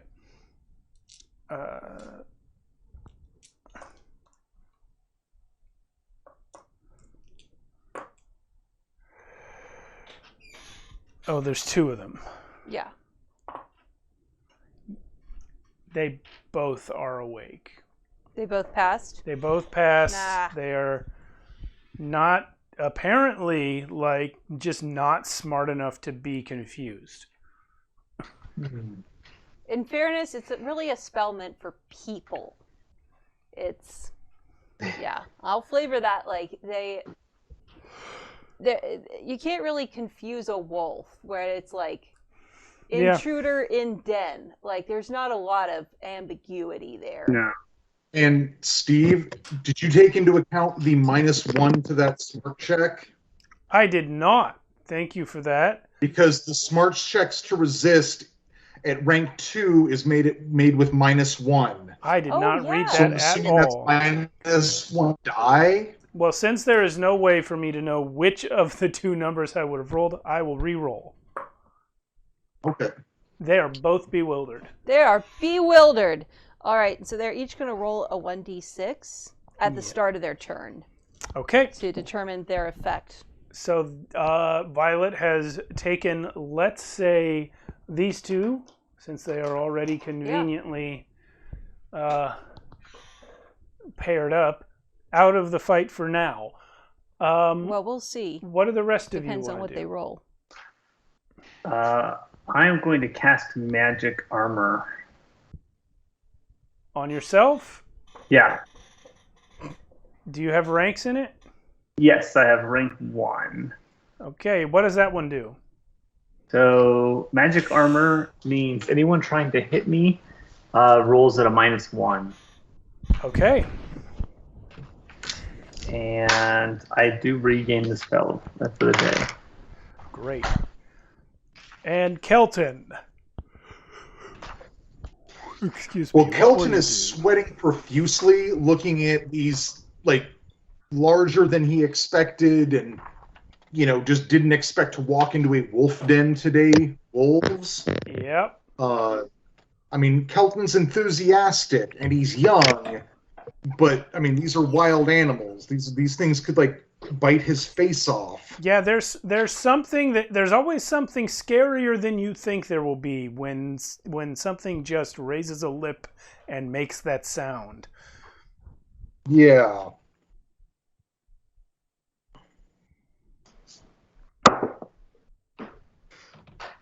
That could be interesting.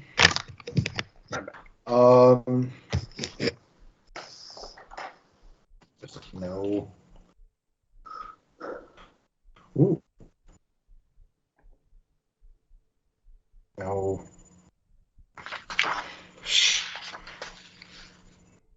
Looking Sorry, at the spell I'm trying list. to. Yes. I'm trying to figure out what spell I'm going to mishap on. You can boing them. No, I don't want to hurt them. I mean, they're just animals.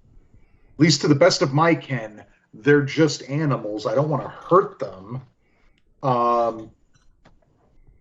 Make them forget. I was looking at that, but I think I can only do that to the one.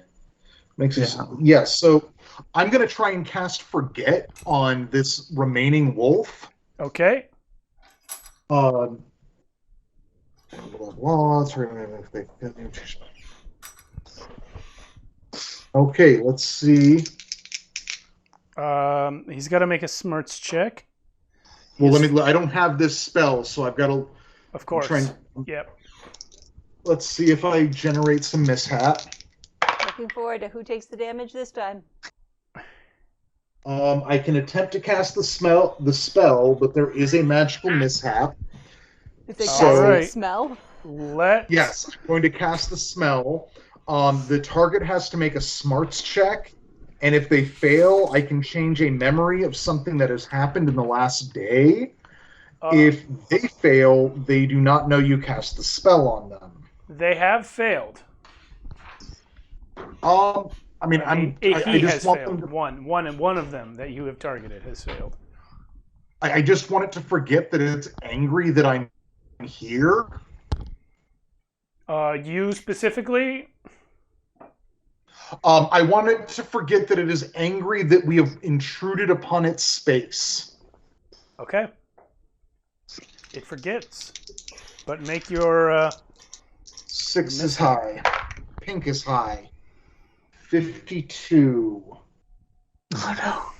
Oh, fuck! What is 52? I don't have it up right now. I am cursed with bad luck, and I will be making all subsequent checks with a -1 die until I sleep. Oh, no. So, you have one wolf that's forgotten it's mad at you, and 2 other wolves that are bewildered. So we have to roll now to see what they will do. Yep. So, they're going to roll separately. Yes. This guy is going to act as normal. Oh no! This guy is going to can't cast a spell. I'm so glad I spent a magic point. We re-rolled that one. Great work. Yeah. Great work, everybody. Yeah. We're totally ready to take on whatever this thing was that made a magic cave and disappeared. Okay, Who knows how many so people. I didn't really consult you guys about the marching order. You can let me know since it's about to matter. This is the bull. This is Violet in the green. Oh no, wait. I'm sorry. This is Kelton. This is Violet, and this is the bull in the back. So Kelton is kind of magenta, Ricky's kind of black, and Violet is green. These are not period appropriate miniatures, but it's what I had. And they're wizards. Yep. So is this ordering okay? Because it puts the bull at the back. Yeah, Oh, I mean, I was in the back? Yeah. You want to move the camera a little closer Kelton to them. Tend to push himself up front. And He so, wants to be the first person in, even if he is apparently a bit of a coward. All right. Oh, you meant push the camera in. So I'm the blue I guy. thought I said that in English. Yeah. All right. So this is good. Yeah, that's what we said? Mm-hmm. All right. Yeah. here come some wolves. Being wolves, they will not split up and target different ones of you. I'm actually going to roll to see if they go for V or Kelton. They're going to go for V because V tried to bewilder them, and they were bewildered, but they do not bewildered enough to not eat your face. Okay. All right. So do they attack? How do they're coming at you. The first one is going to... How does this work? Let's see. I don't actually know what my armor class is. I'm rolling to try and hit 6, always. Yeah.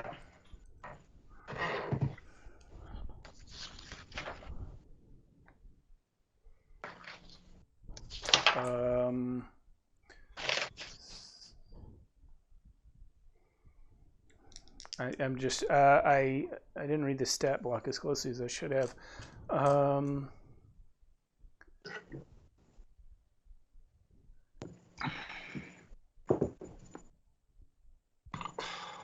Oh, I see.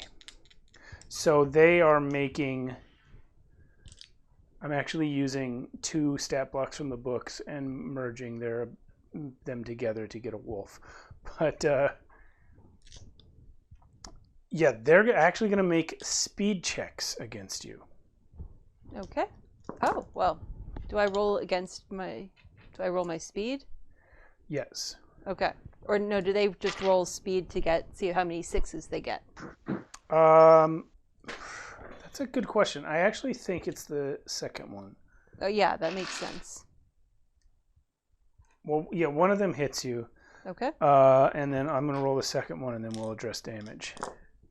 They both hit you. Great. So, the first one for 11 damage. Well, okay, I'm going to die of wolf. And the second one for 6 damage. Okay, so 17 damage. Yeah. I'm down to 8. Oh, you haven't died of wolf yet? I haven't died of wolf yet. Oh, no. Okay. So that's it for the wolves' turn. The other guy's like, and just lays down. And you guys are up again. All right, who's first? How well that didn't work! You guys, you choose amongst yourselves who will go first. Well, Steve, real quick. Yes. Would the...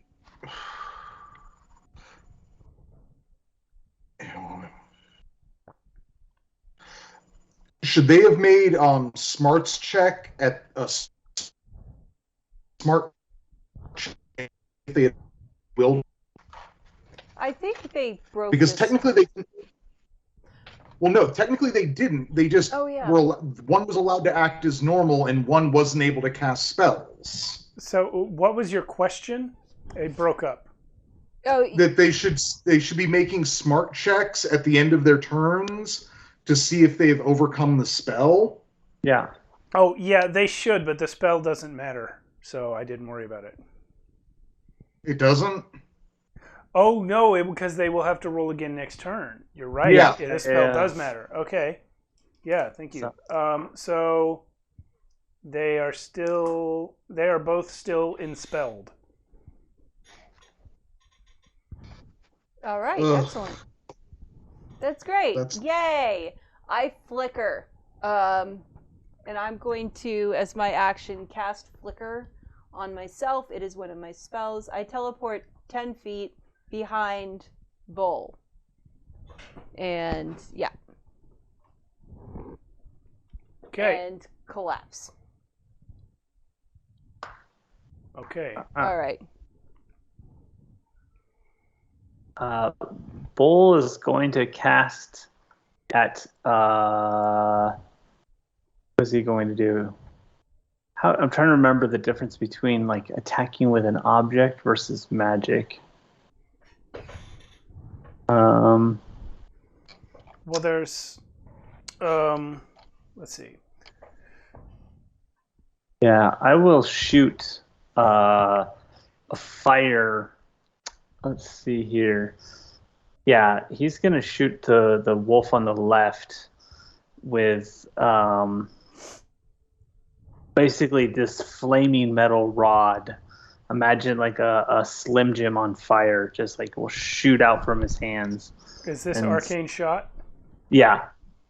Okay, so the wolf on your left is this one, right? Yep. Okay.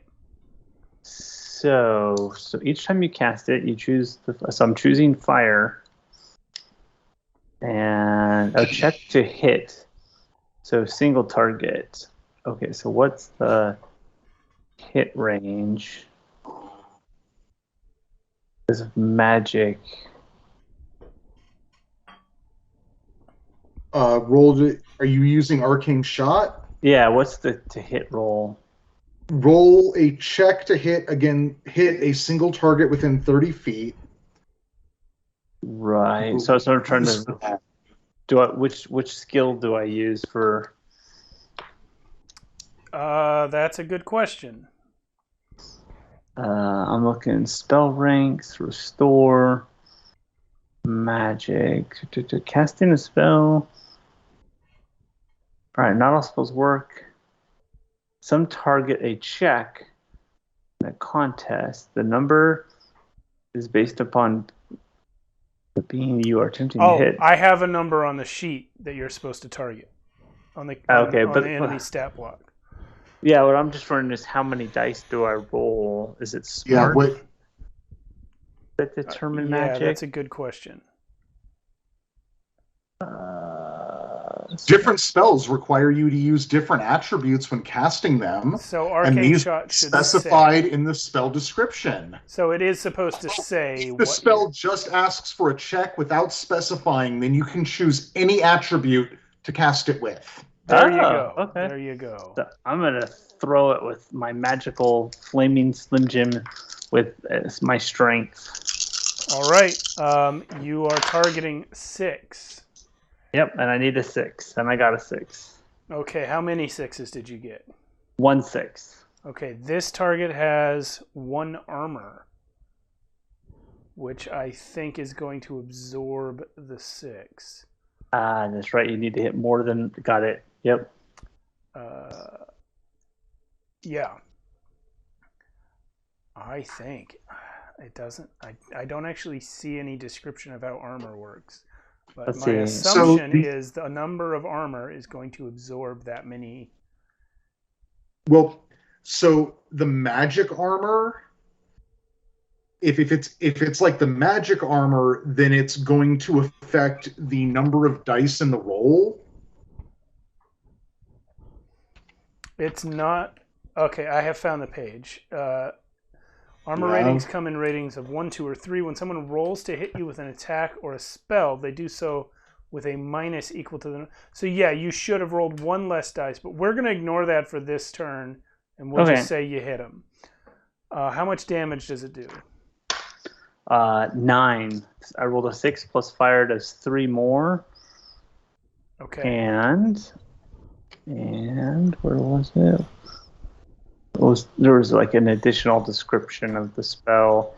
The target takes this damage, the 3 damage again at the end of their turn unless they douse the flames with a minor action. Any flammable objects that are not being worn or carried catch a light. There you go. Nice. Got a flaming wolf. Yes. I yell at you, now run! Oh, We away? don't need to fight them. All right. Run away! Away. Kelton hasn't had a turn yet. Okay. Yes. Ricky and Violet, you haven't made your move actions yet. No. So you guys So I'll back actually up are and- free to run as well. Yeah, I'm waiting until these guys run. I think I wasn't clear if I could split. I didn't ask if I could split my move and my action. I kind of assumed that. I think you're not supposed to, but since it's kind of group initiative, I don't see what the problem is. Yeah. Yeah. So what are you up to? It says your move can be broken up, and Right. it can be taken before or after or between actions. Right, So but can your I whole will, turn be broken up? Yeah. yeah, so I'll start to back up then. All right. What's your speed? 25. That's about like that. Okay, Yeah. Yeah, I go when you're coming towards me. I will go. Oh, I'll go 20. My speed is 40, so I can easily stay ahead of you. So Okay. I'm going to stay pretty close because until Kelton moves, I'm not leaving him behind. And what will Kelton do? Well, Kelton still has a lot of empathy for these poor wild animals, so he is going to. He wants to try and scare them with a shotgun blast. Oh. Oh yeah, the shotgun. It's going to hurt ears. It is. But he doesn't want to shoot them. He just wants to scare them so they don't follow us. Stay here. All right. Yeah. Roll. Well, I guess you can fire your gun you're firing it in the air, at the ground, or what? Air, like above them. All right. You successfully figure out how to fire a shotgun, even though you've never done it before. You've seen enough movies that you can fire the shotgun. I am going to have you just roll a straight 1d6. And we are going to say the shotgun will work if you roll anything but a 1. It has been sitting in an open car for months. I rolled a 6. The shotgun fires. Now I need all 3 of you to roll a strength check, please. Great. Target number is 5. You roll my 2. Yeah. I made it. I got a 5 and a 6. Okay, I was going to say, Kelton, that it's higher for you, but you got the 6. I got a 4 and a 3. Ricky? I got a 6. 2 6s. Okay. V, you are deafened for the next minute. Rad. There are rocks falling from the ceiling onto the wolves. They are not being seriously harmed. It's not like a cave-in. You shot the ceiling. And I wasn't trying to shoot like straight up. I mean, I'm not Jack Burton stupid. Well, you said you shot over them. So, yeah. You would have hit some of the ceiling over them. They turn and run from the sound, and I assume you turn and run from them. Yes. And my move is 35. You guys successfully have scared off the wolves. You have left their den. They don't care about you anymore. Their ears are killing them. You made it. Well done. Yay.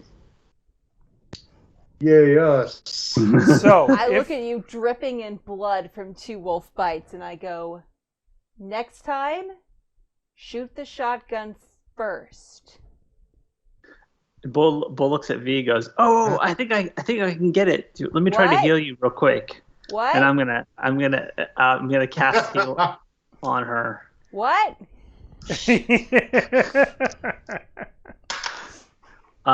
So it will work. Okay. But there will be a mishap. Oh boy.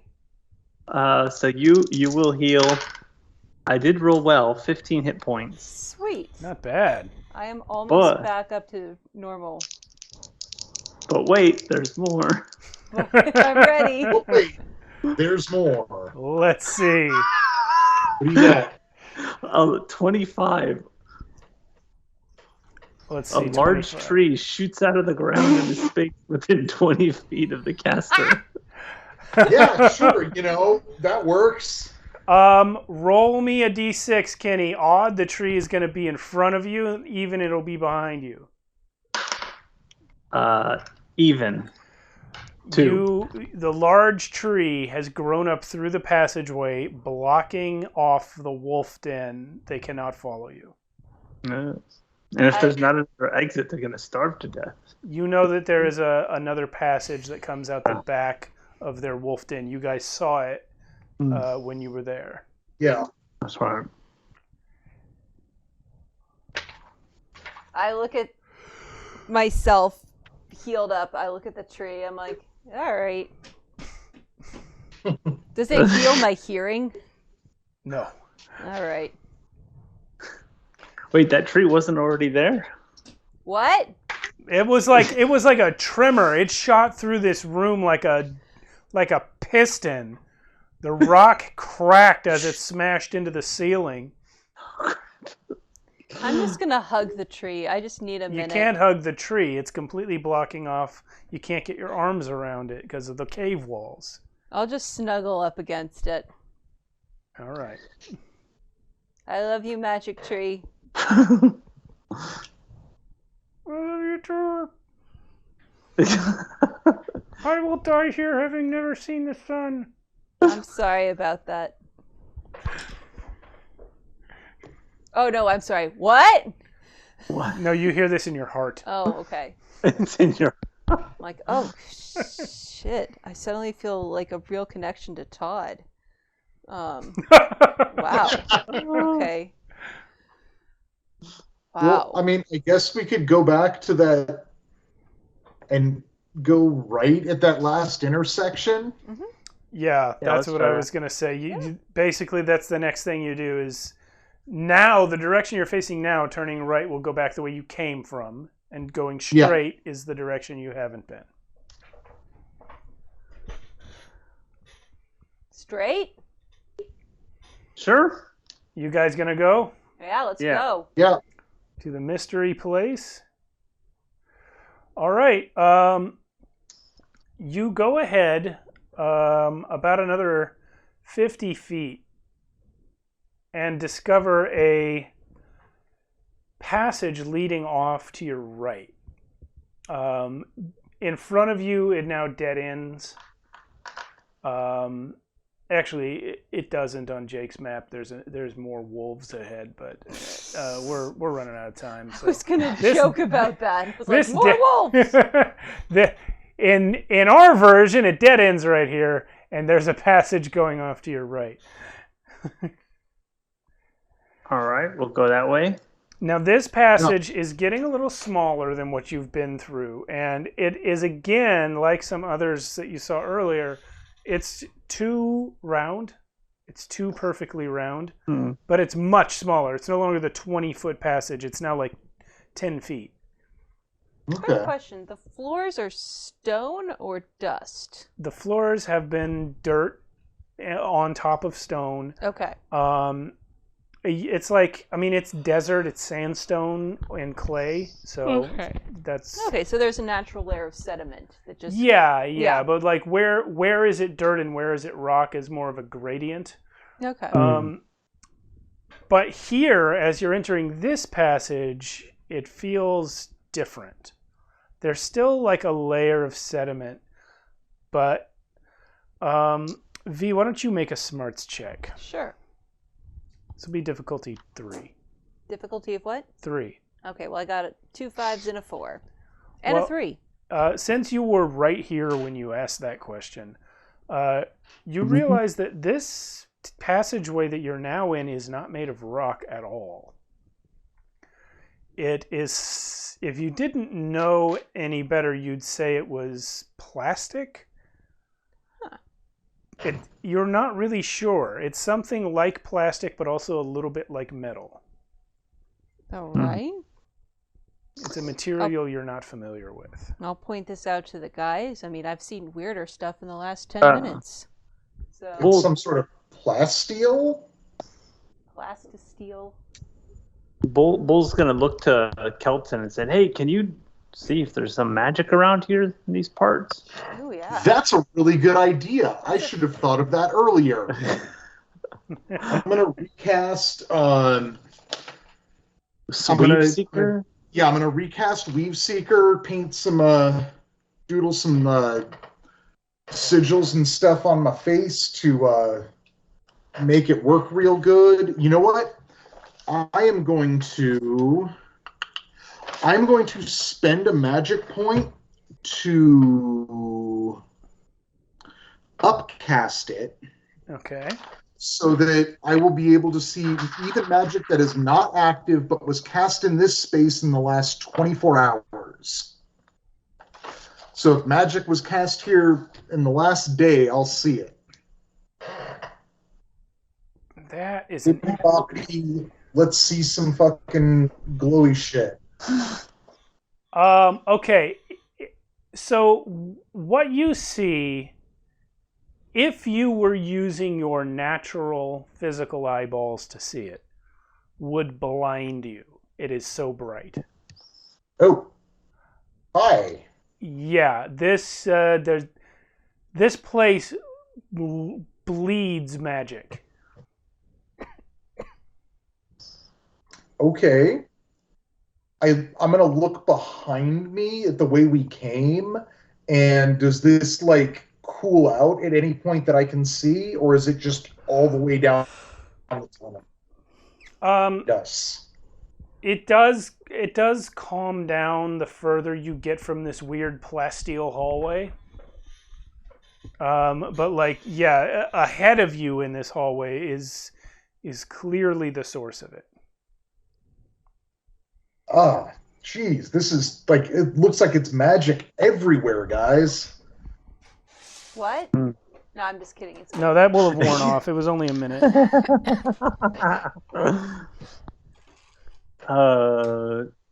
Yeah.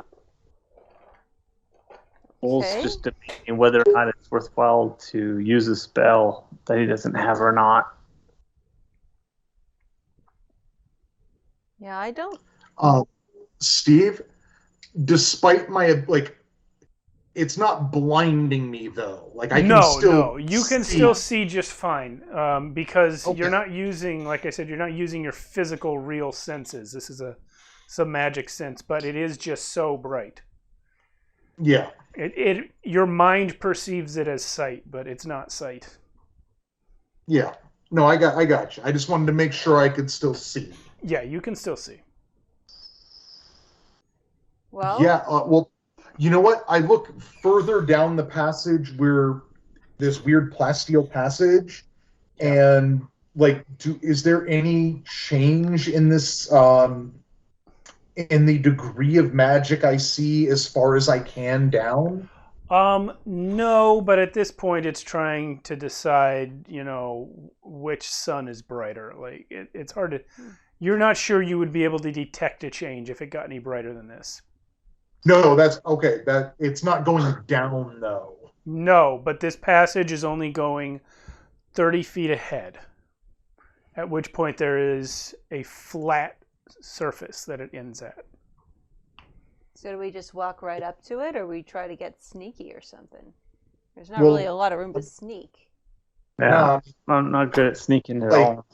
Kelton's not really, like, not thinking, like, just walks right. I mean, this is just a flat dead end.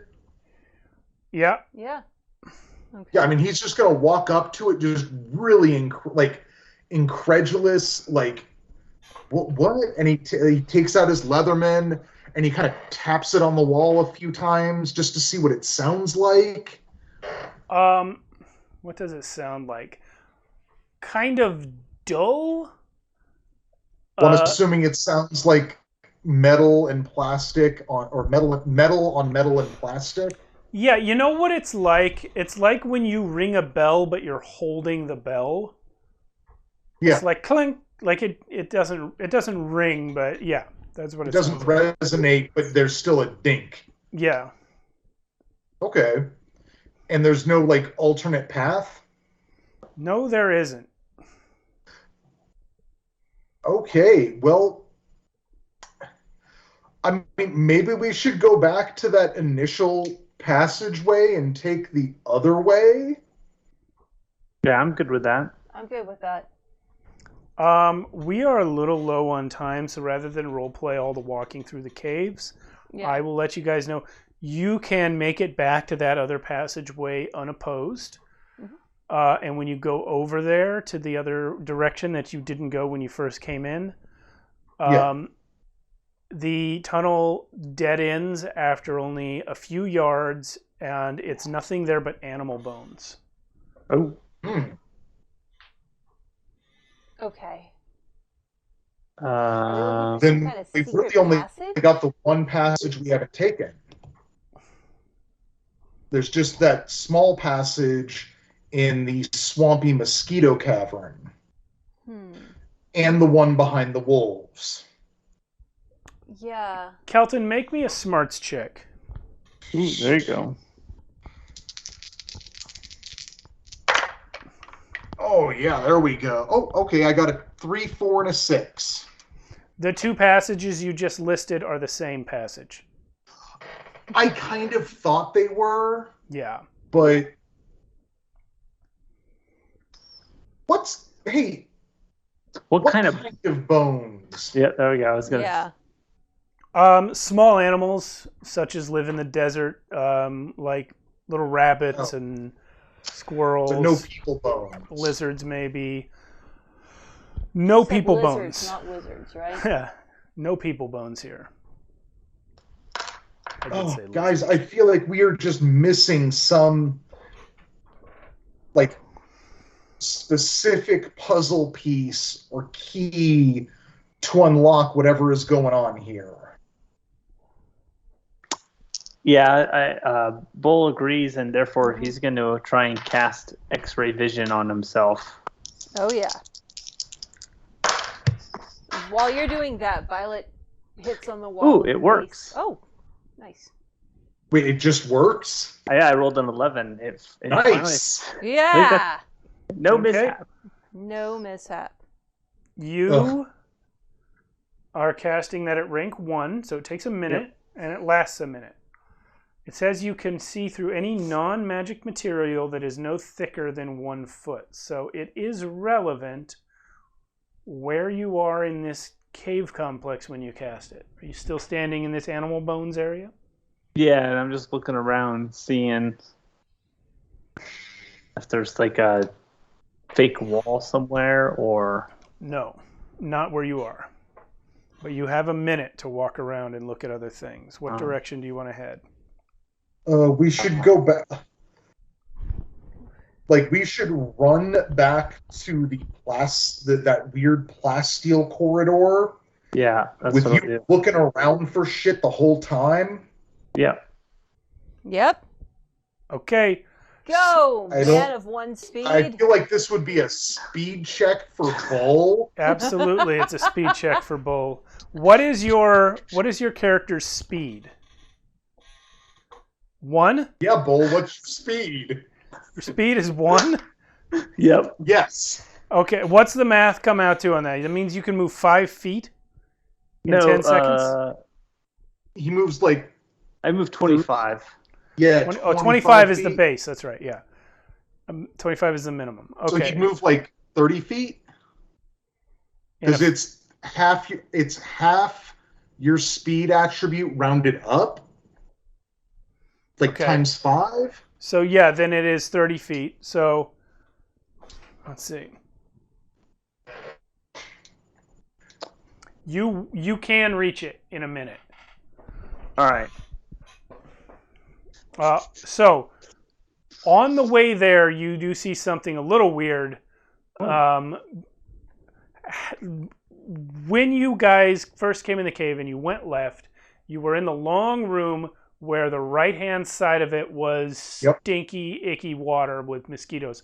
As you run past that, looking down into the water, you see that there is an underwater passage, only about a foot wide, but perfectly straight like a pipe running back into the wall. And that's as far as you can see with that. Are you going to keep running back to the sort of plasteel hallway? Yeah, just to make sure. I will be pushing for him to keep running. Okay, you... Make a note of it, and let's see what else we can find. You keep running, and when you get there, just a few seconds before the spell runs off, you're just heaving for breath. You realize that this perfectly flat surface at the end of this tunnel is a door. You are looking into a room, and your X-ray vision only gives you 1 foot into the room, but you can see that on the other side of the door there is an archway, clearly indicating that this flat thing is a door. Nice. All right. Hidden passage. Hidden passage. Hidden door. And then it wears off. Is there a lock on here? Or we gotta get. There's a door here, guys. Did somebody say Wait, lock? what the fuck? I'm gonna start like tapping at this wall, like trying to find just any sort of fissure or anything we can try and use to manipulate it open, With my or crowbar. a lock that I can unlock somehow. Roll a smarts check to look for that kind of stuff. Uh-oh.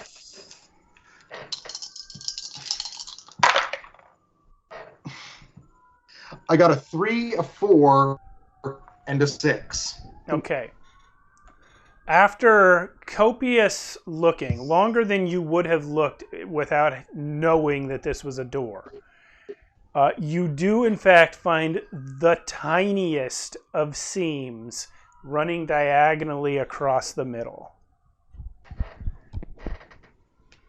This appears now to be a double door that opens on a diagonal. Cool. Ooh. Hmm. But it won't. But us standing near it won't open or do anything. Man, if only one of us had some kind of pry bar type device. And Bull goes, Hold up. "Ooh, Bridge this crowbar." open some. Oh yeah. Shove a crowbar in there. It is hair thin, this seam. You don't know how you would even get a crowbar, the end of a crowbar, into it. If you had a sharpened pencil, Forcibly. you're not sure you could get that in.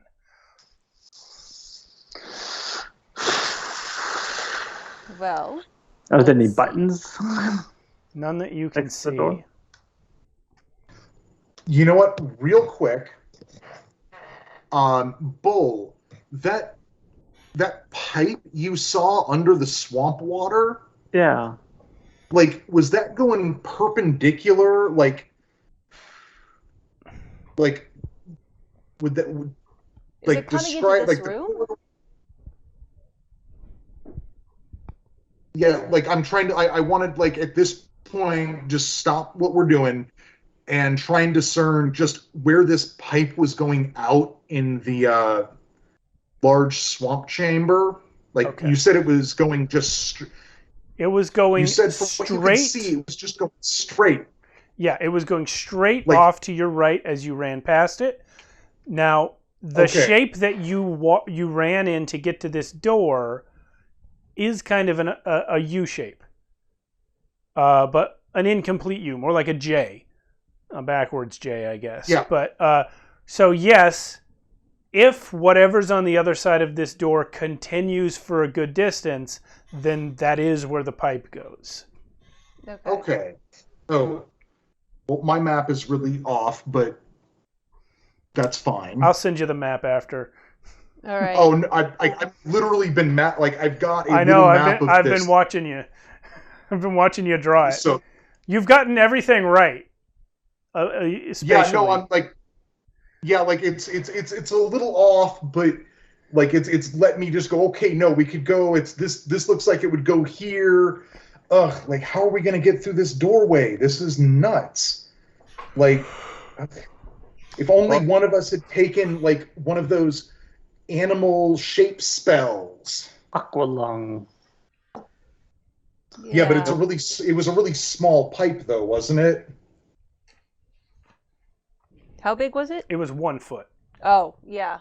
Yeah. With your 6 that you rolled to try and find seams or buttons or ways to open this door, I Yeah. will remind you that you are aware of a spell called Unlock. Yeah.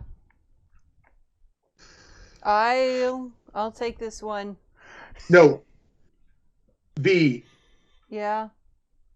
I'll take it. He's got. 'Cause I actually have unlock as one of my spells. Yeah. Oh, then yeah. Why don't you take this one, Kelton? I wasn't sure if it was locked or not. It's just closed, and we're unable to get any leverage on it. Yeah, I will. I'm going to try and unlock.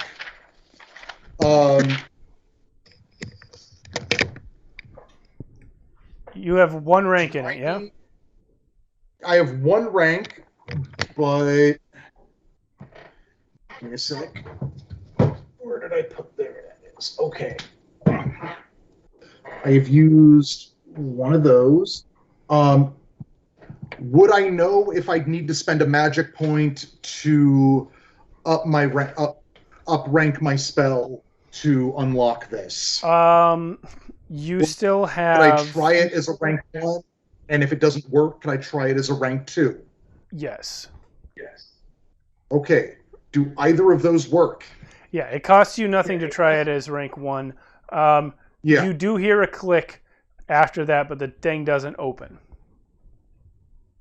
Okay. Do you want to? All you have to do is get it open like an inch, far enough for me to see in, If that. and I can If that. teleport.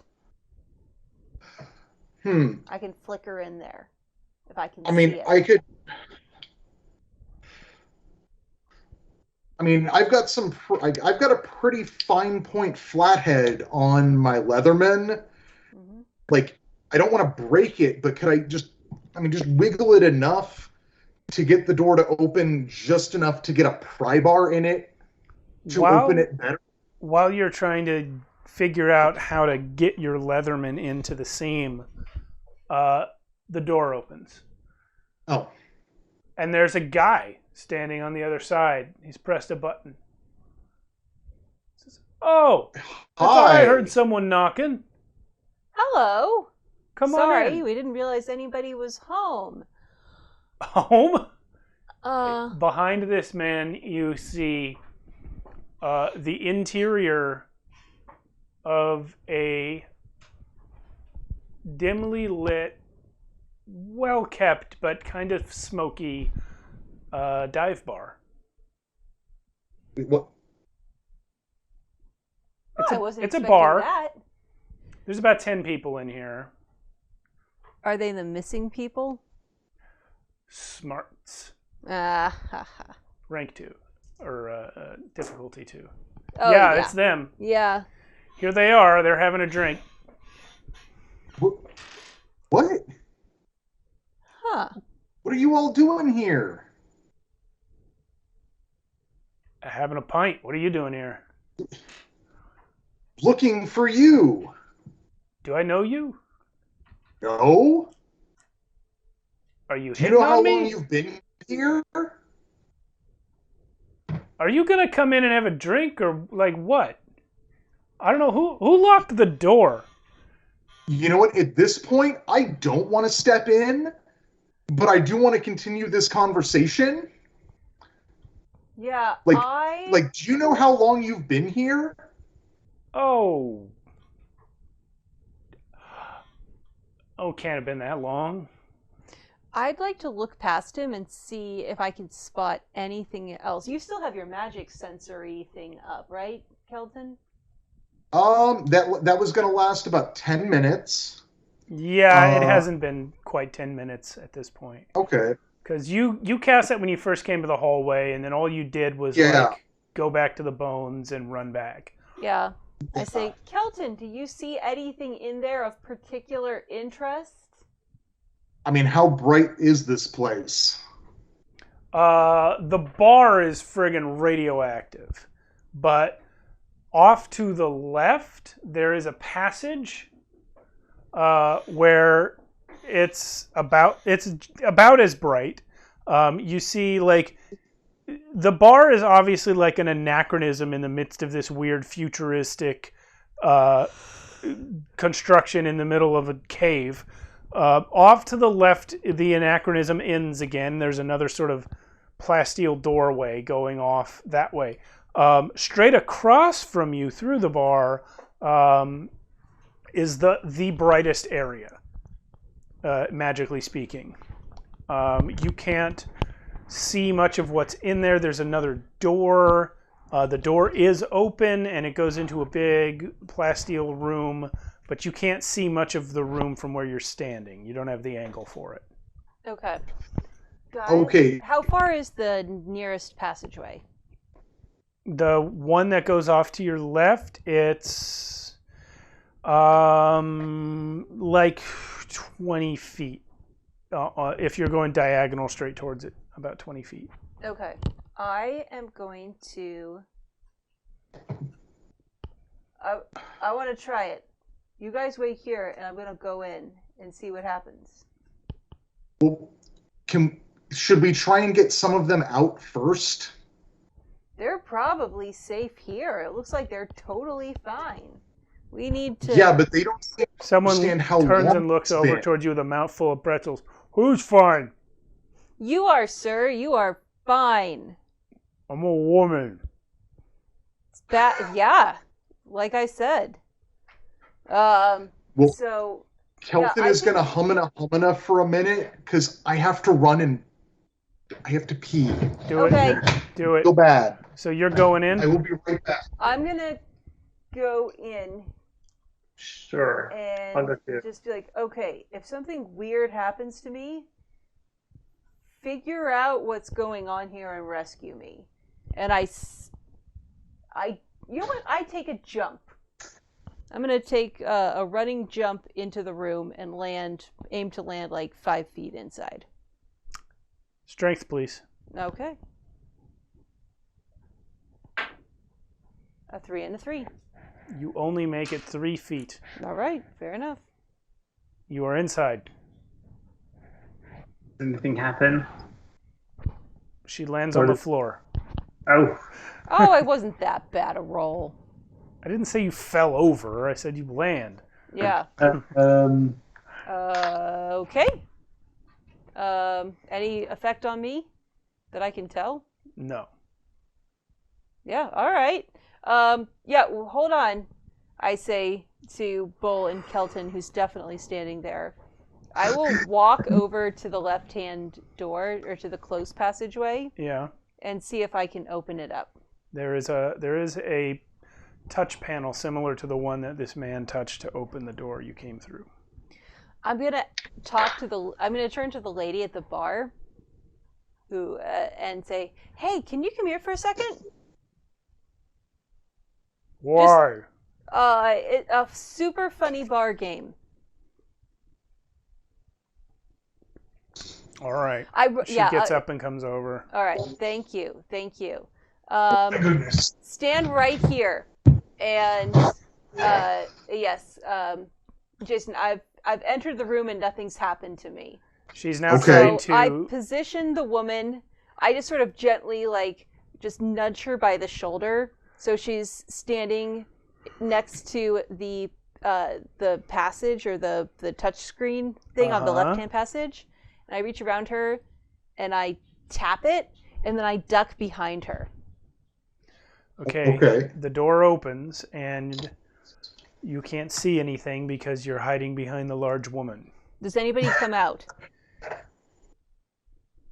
Of the Not that passage. you can hear. I look around her. You are looking into a long room about 60 feet long. It is entirely made of this strange metal. Come on. There are pillars running along the two sides of it, but they are not regular pillars. They have on the sort of inward facing side of them glass windows in each pillar, revealing that it's actually a very high-tech looking advanced tube of some sort. Are there people in the tubes? You are not close enough to see clearly through the windows. Do I see any living creatures or beings There, in there? it's frosted. It's white from where you're standing. If you want to see, and you're gonna have to go in the room Okay. and stand in front of one of them. Okay, and you said there's 2 of these doors in here, or 3? Two, Two? 3. Wait, doors?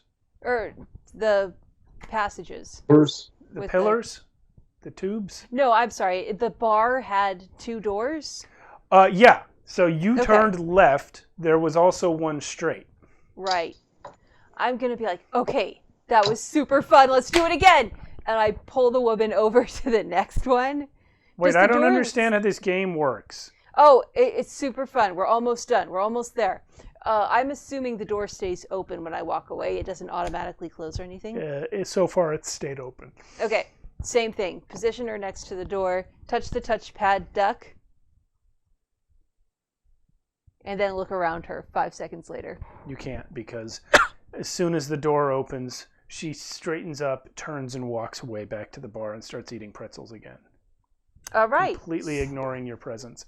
Super fair. Thanks for playing hide and seek. She turns and says, "Who are you?" Nobody. Don't worry about it. Enjoy your pretzels. Did anyone ma'am. see this girl come in? What's it through the second door? You still can't see anything. It goes about 10 feet ahead of you, and then 40 feet beyond that is another wall. You'd have to go to your right and look around a corner to see what's in the bulk of the room. Okay. Like, guys, I think it's cool to come in. I mean, I wouldn't eat the food or drink the beer, but Yeah. I'm okay. Come check this out. Yeah, Bull will walk in. Kelton will reluctantly enter. Okay, so you guys are all still in the bar area. Yeah. All right. Kelton's looking around. So real quick, the pillar room is straight through the bar. No, the pillar room is to the left. The room Oh. that she hasn't looked into is straight through. Okay, hold up. Boop, boop, boop, boop, boop, boop. So the passage straight through the bar it's like a big room, like a big hallway that's going off to the right, but we can't see what's off to the right. Correct. Okay. You know what? I'm going to backtrack to those pillars, the pillar room. And I'm just going to slip inside the door, wait, see if anything happens. Nothing happens. I walk up to the first pillar and try to brush off the frost to see what's inside. It's not frost. It's frosted glass. Like it's My mistake. white. But as you come in front of it, you can kind of see through a little more clearly. There's fog in there from temperature, but it kind of parts and drifts out of the way. And what you see is kind of a person. It is a human with an enormous brain. You remember the original Star Trek pilot, the Telosians, where they're Yes. just this big brain, pulsing Yes. veins on it, and he or she, you're not sure which, is asleep. It's aliens. Yeah. What the fuck? No, we're not. What? I look back at the pillar. Is that coming from the guy inside? It's coming from inside your mind. I'm like, well, okay. This is amazing. All right, first of all, is this your place? This is totally rad. Mad respect. I'm sorry, I don't know, because of the way sorry. you're sitting, I'm not sure who you're addressing. I am addressing kind of the voice in my head. Okay. Like, okay, fair enough. This is your place. Very cool. Love the retro bar in the middle of the futuristic sci-fi. If you don't want to be mistaken for aliens, maybe don't lean into the sci-fi aesthetic. I mean, just, some constructive feedback for you. Who are you if you're not aliens? We are you. I look around to the other pillars to see if any of them look like literally me, because that's how I interpret that. Todd walks out. Todd! He walks out of where? He walks out from behind one of the pillars at the end of the room. And he says, Trina already told you. They come from the distant future. She didn't know she knew. But she knew. The shoe thing. She was checking to see if you were one of them. We found out when we got here that people like you and Trina, you can resist what we need to do. So we thought it best to keep ourselves secret until we could get away. Okay. And what you... really quick, just to check in with Kelton and Bull, what are they seeing right now? Yeah, that's a good question. You guys are still in the bar area. You can clearly see through the door. Did you come in with her or what?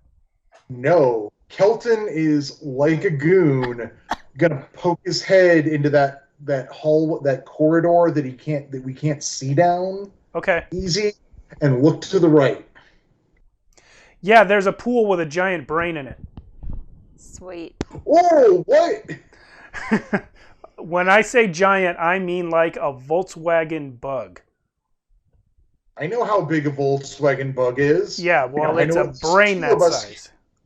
Who know how big a Volkswagen Bug is? It's a brain that size. There's That's a lot of. Whoa, that's a lot of brain. And where is Bull? Bull, I think, was hanging out. I don't think he moved beyond just going in the first room where the bar was. Okay, well, you can see Violet. You can't see into the tubes, but you can see Todd. Okay. Oh, I was surprised that Todd's there. So T is going to cast Read Minds at Todd. Excellent. So I have to roll if I can succeed. And I do an 11. Nice. All right. And then does Todd have to roll a smarts to resist? Yes. They make a smarts check, and if they fail... Wait, okay, I was like... Yeah, if they fail their smarts check, I gain an understanding of their intention and their thoughts. Okay. With a smarts of 7, he has failed.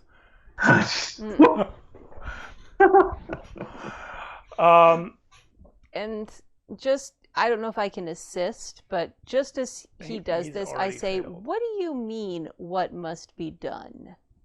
Okay. So because Violet asks that question right as you're reading Todd's mind, you hear the answer to that question. These creatures fuel their bodies and their technology alike entirely on psychic power consumed by feeding on the thoughts of other beings. Oh.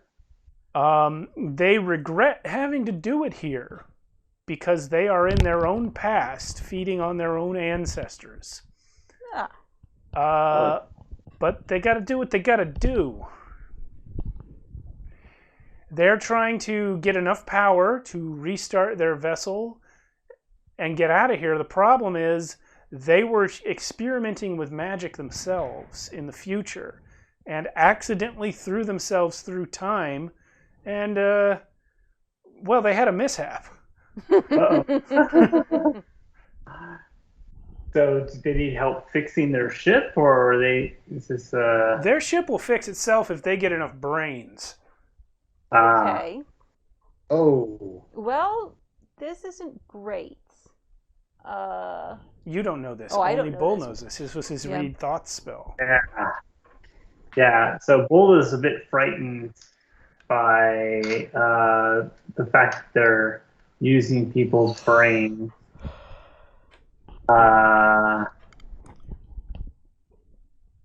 So what can I do? And yeah. So Bull will walk up to Todd and say, "Hey, what are you doing here, Todd?"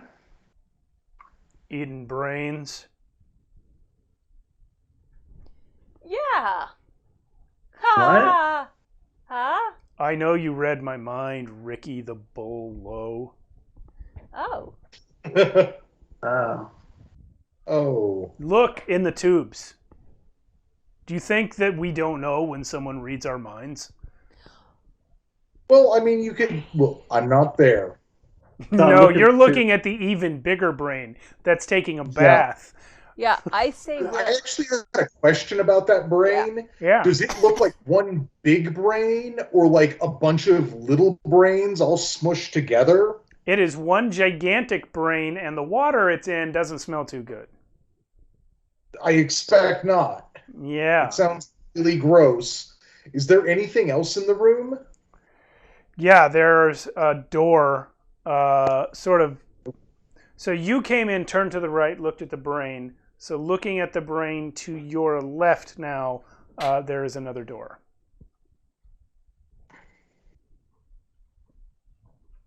I mean, our options: do we fight? Quit it. Calm down. No, you don't fight. I'm gonna Todd, just and I'm just going gonna try forward to, through this other door. Okay. You. sorry. You reach the other door. Yeah. As you pass closer to this giant brain, make a smarts check.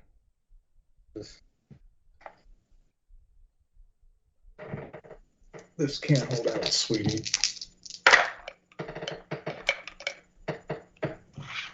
But it ain't stopping yet. So I got 2 3s and a 6. Okay. You've never seen a giant disembodied brain before, but you're pretty sure this one doesn't look too healthy. I am desperately trying to compartmentalize this giant, gross brain and explore things that are maybe less gross-gusting. All right. Yeah, you're pretty sure the water it's in should not be this smelly. There are places that are pulsing and other places that aren't. You're not sure which is right, but you're sure one of them is wrong. This brain is damaged. Sure. Yeah. So you reach the door, and there is a touchpad. I think that the real life Jason was away, but Violet deduced that the touchpads are how you open the doors. Yeah. So you are able to open it. Yeah. I want to open this door and see what's beyond. Yeah, so it is a room full of all of the belongings of the people in the bar. It's like a storage room. All this random stuff has just been tossed in here, like backpacks and coats and just random belongings. Does this... Okay, two questions. I'm standing in this doorway looking into storage. Yeah. Do I see any other other doorways in the storage room? No. Other than the one that I'm looking through. No, you don't. This is the end of the line, but you do see a small-ish lockbox size container mounted to the wall at the far end of this room. That sounds interesting, and I'm going to check that out as soon as I ask. The water, the gross water in the brain room. Yeah. Does that seem like it's getting fed from the gross, swampy bug water? It is the same quality of water.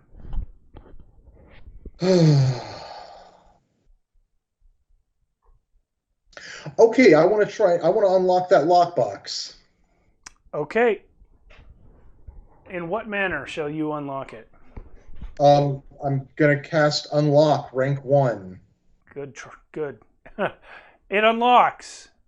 The lid actually pops up a tiny bit as it clicks open. So I'm gonna take my Leatherman and not actually touch the lid, just lift it with my wand implement and look at what's inside. So just as your what is it called? The weave spell, the weave detector. The look at magic stuff spell. Yeah, the third eye from Dresden. Seeker. Yeah. Just as that spell is wearing off, you find yourself staring into the sun. This crystal in this box is the source of all magic power in this area.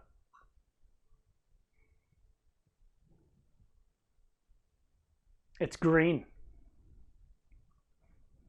It's a very magical color. Pocket it. You pocket it? Yes. Okay, give me a strength check. Target 4. 3, 3, 4. Okay, it's hard, but you manage to yank it out of the box, which separates it from several connectors and tubes and like, what do you call those things? Contact points that are attached to it, and the lights go out.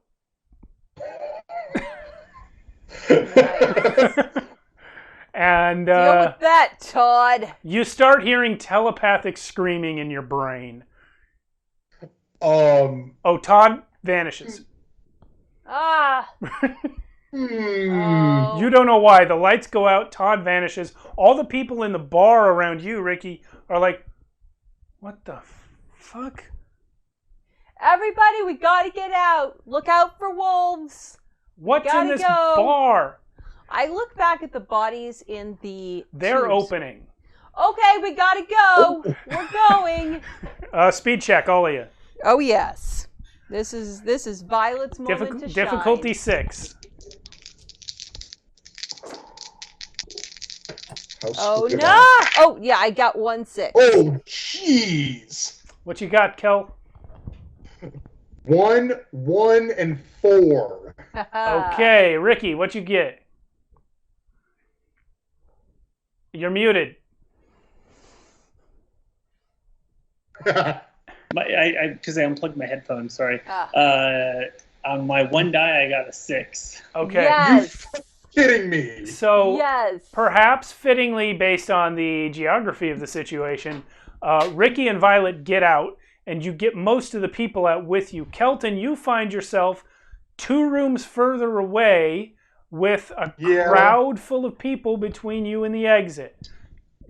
Is that crowd full of people gross brain aliens? No, it's the people from the bar. You enter the room at the same time as the gross brain aliens who are coming from your right now as you're leaving.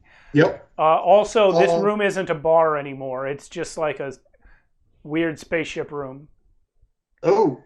Hey, this is different. It's a holodeck. Whoa, look at those guys. All right. Gross. Yeah, they're going to make a psychic blast at you. Okay. We are going to assume you guys won initiative since Violet and Ricky both got 6s. Yeah. But we'll come back to you guys after the psychic blast. Okay. Yeah, you need to make a... hold on.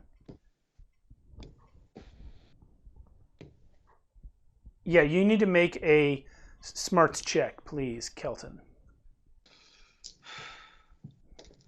You guys ran your course. Let's try these. So close. I got a 2 and 2 6s. Yes. Okay.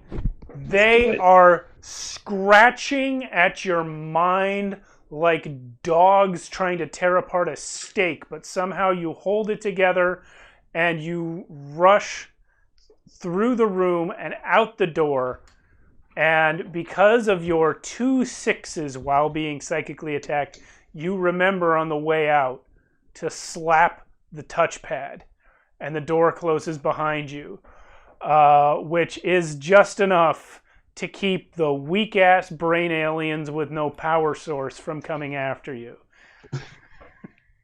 Yes, bitches. Also, you now have a powerful-ass magic artifact from the future. So, Yes, I do. you guys have saved 10 people and stolen a space crystal. Nice. Congratulations. Yay, Your magical we win. mishaps have won the day. We survived. We survived our own magical mishaps. The brain aliens from the future did not. Actually, the brain humans from the future did not survive. Powerful space crystal has been added to my gear. Yeah. Yeah. All right, This guys. is what I got into Urbex for. Yes. Finding It's way better magic than crystals from the geocaching. future.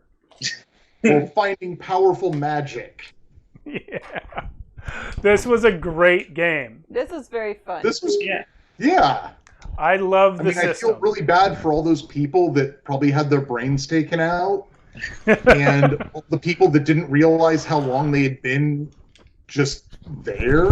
Well, it was a sort of a Matrix type situation where they were, they were fed and clothed and taken care of enough to keep them alive so that the bad guys could feed on them. Yeah, but I feel bad that, they had been there. They've lost like some of them probably lost like an entire year. Yeah, they didn't have the best year. Things are going to be weird. Not now. Were there more people that were dead that we didn't find if we only found 10? It's purposely ambiguous what happened to the rest of the people. I don't really know. You did find the 10. Probably they were eaten. That's kind of what I'm assuming. Yeah. But probably they were consumed too much and no longer were viable. Yeah. Wow. Yeah, it'd be interesting to see how the mechanic changes. Because we play tested with beginner characters. It'd be interesting to see. Yeah. If you got more, because like for us, I think it was sort of like if I'm going to cast anything, it was pretty much a mishap, right? Unless it happened to be one of the 2 or 3 spells we picked. I don't know. Yeah. I feel like going for no, that's mine. Going for a really weirdly support build or utility build really worked out. Yeah. I was basically just going for being able to break into things, find magic, and the thing I didn't get to use was that I have a magic spell that lets me understand languages for a bit. Yeah, yeah. Yeah. I didn't even think to put weird writing all over stuff. That would have been good. That's I just was okay, this is how I'm gonna build my character, because this is I'm not really shooting for doing a shoot smack people around character. Yeah. And wow, when it came down to it, it was really it was nice being able to go, oh yeah. Oh. So I think in terms of the system and its in development state, I think surprisingly enough, all of our problems with it come from the fact that we didn't really have much time with it to study it. The rules that we didn't get were in there. We just didn't remember them. So I thought it was some of them it was just finding them. Yeah. And that may be a editorial type it's thing. Getting used to it. Yeah. Reading comprehension, I actually tried printing this out as a booklet on Wednesday. Yeah. And I got to my local print shop and they're like, "Oh yeah, the people we have who can do that aren't here." Huh. And I was like, ugh. Because I just find reading PDFs to be generally pretty difficult. Yeah. But honestly, once I started looking for things and being able to find things, it was just a matter of reading when it was when you cast a spell, yada yada yada, and then reading that bit that was like, and if like it just says to like make a check and it doesn't specify, then you just get to choose whichever like score you're using. Yeah. Oh, okay, cool.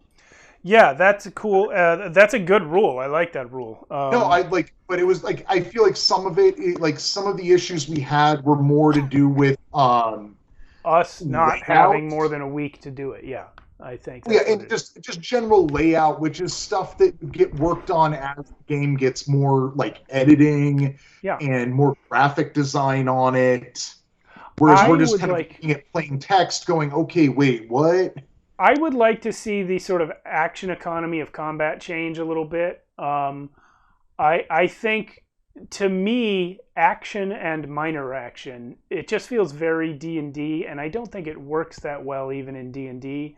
Like, Hyper Tellurians has a system where it's just 2 actions, and that's what you do in your turn. You take 2 actions, and you have a movement. Yeah. And so there's no categorization of what type of action, and to me that works better, because especially in a rules light system. Because if you're going to be real rules light, and if you're going to avoid specifying a huge list of things the characters are and aren't allowed to do, then you can't also differentiate between major and minor actions. I feel like that's kind of a lot.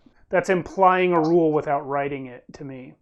No, I hear what you're saying there. I mean, I think honestly, I feel like this could do just like completely gutting the combat system as is, and putting in more of a just leaning more towards a general conflict system, where it's less about, okay, here's the fight system, and here's everything else. Oh, Jake's back in the chat, guys.